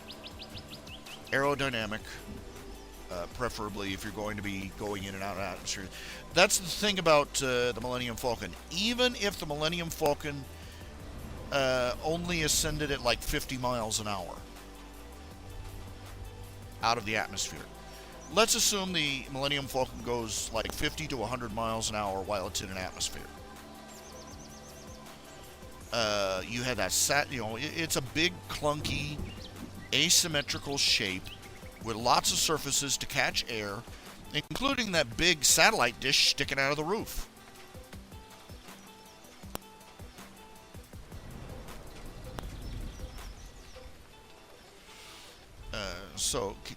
Let's put it this way. Imagine trying to drive a van down the highway at 75 miles an hour with a big, open satellite dish on the roof, facing forward. That dang thing would shake itself apart.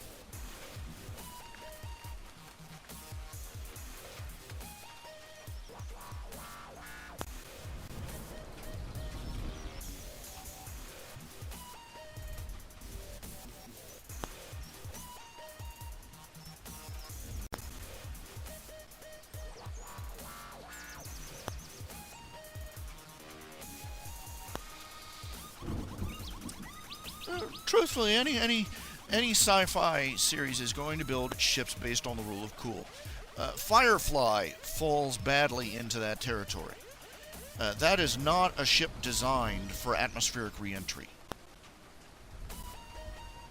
It has no wings, and it's shaped like a sitting duck, literally. You know, a duck with its head up, and it's shaped like a duck. Something like that would tumble through the atmosphere and tear itself apart. Which is a crying shame. Really, come on, guys, come on. You're making a show. Make the craft in question look like it makes sense.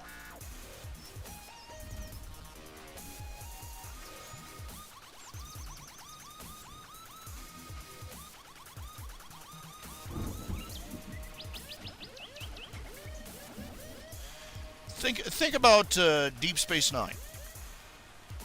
You know why pretty much every show that has a space station, that space station will be ring-shaped, disc-shaped, ball-shaped, or some sort of combination thereof. It'll be spindle-shaped, like Babylon 5. Why? Because the first cultural impression anybody had of the idea of space stations consisted of the idea of a big roulette wheel-shaped space station, one that would rotate to provide artificial gravity. That was the most common image used in the 1960s for visions of the future, and it stuck. And so now pretty much every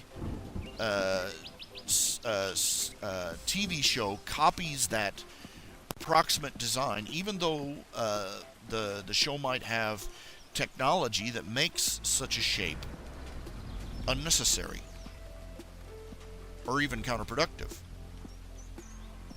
like Deep Space Nine.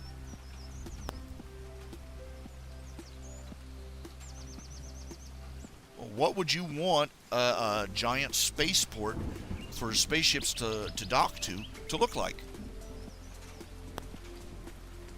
There's probably a variety of shapes. A ring has, fairly utilitarian, but it does have certain drawbacks.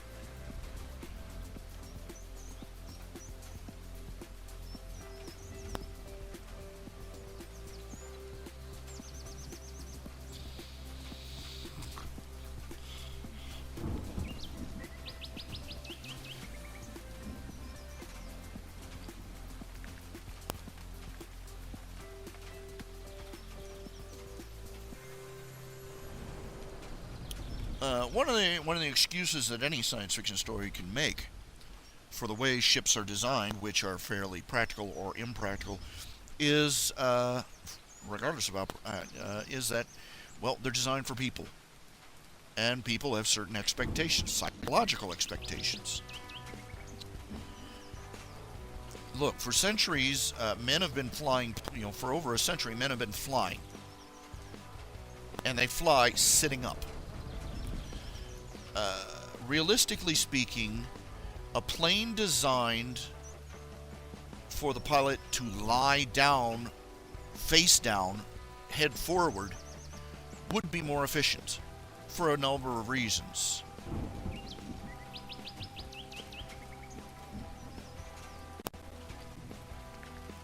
It would be easier on the pilot. The pilot would have an easier time handling the G's, so on and so forth. But experiments along those lines have never quite panned out. Nobody really likes that design. Pilots don't like it. So we continue to make airplanes with seats that sit up and tilt and lean back. Make of that what you will. I'm not sure if you've ever read it, but consider and tradition. Tradition takes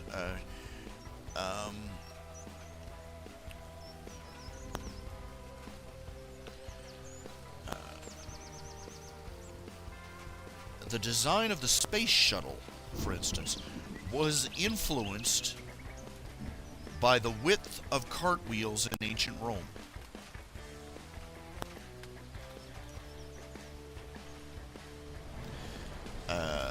I don't have the full details memorized, but the general gist is this, is that roads had to be a certain width. Roman chariots were built to a certain standard, the axle width, the width of 2 horses. The axle width of a Roman chariot had to accommodate the fact, it was 2 horses wide. So the wheel ruts left behind by the Roman chariots were an exact certain width. And that meant that every wagon that came after, if they wanted to roll easily on the roads, I mean, these old stone roads, they had grooves in them from how long Roman chariots were riding on them. So every wagon that came after them had to have wheels of the same width.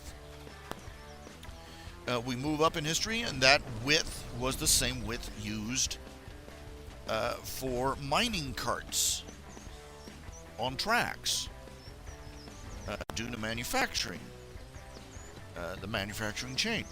And as time went by, we moved to the 20th century. Trains are still using that same width for tracks. Now, between the warehouse, between the hangar where the booster rockets for the space shuttle were made and the launch pad, and the space shuttle where they would attach them to the space shuttle and to the launch pad, move it to the launch pad, there is a train tunnel.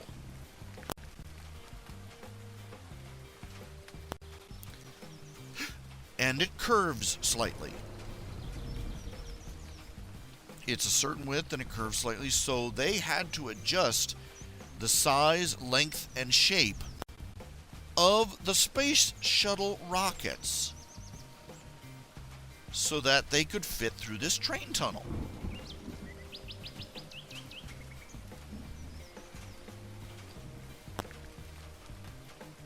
All to accommodate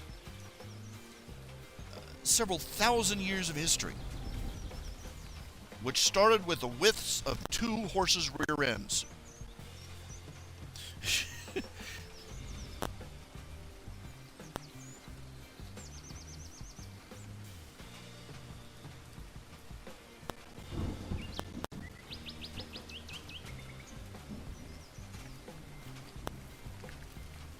So if anybody tells you that a horse's ass has no influence on civilization,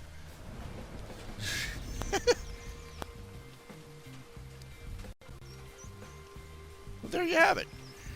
So there are certain rationalization as to why starships, spaceships, and such will be shaped the way they, are shaped the way they are because of certain psychological expectations of the people, and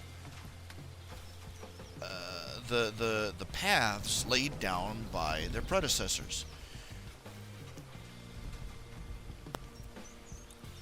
Quinn is a good example of one of those trail setters rather than trailblazers. He always insists, it's canonical, he always insists on having a ship that is capable of doing atmospheric re-entry without a force field. That was that was episode number 1. He particularly, the Thunderbird, his spaceship was actually was supposed to have been modeled on a slightly more aerodynamic and improved design of the space shuttles. Pilots that have landed the space shuttle, they said that it's about as aerodynamic as a brick with wings, and it handled about the same. So his ship is a little bit better advanced. And in fact, the reason he crashed so hard is because it turned out that when they upgraded his ship, they took out the mechanical landing gear and replaced them with force field pillar landers that were common. They never stopped to consider what happens if the ship's power gets knocked out.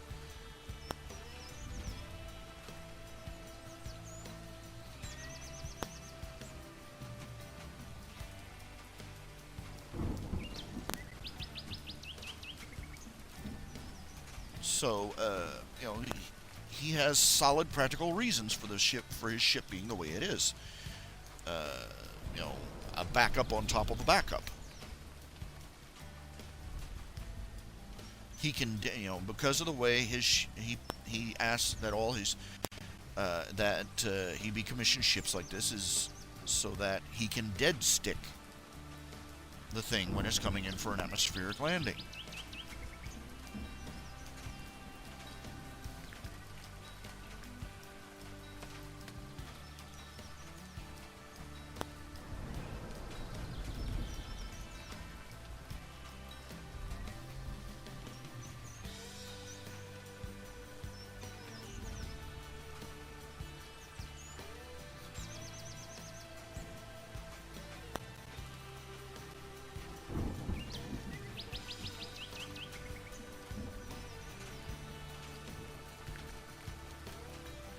And the concerns of the past equal the traditions of the future.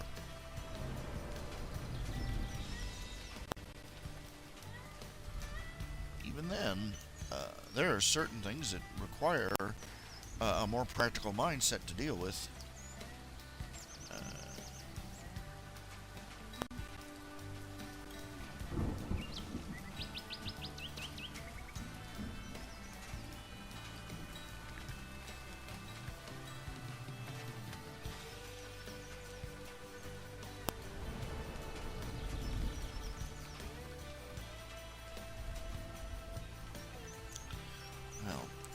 It is 10:41, and I am dozing off again. So I think it's about time to call it a night.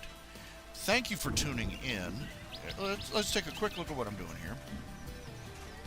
You can see we've gotten pretty far on the next page. Try and get a little more work on it done over the weekend. I will see you all Monday.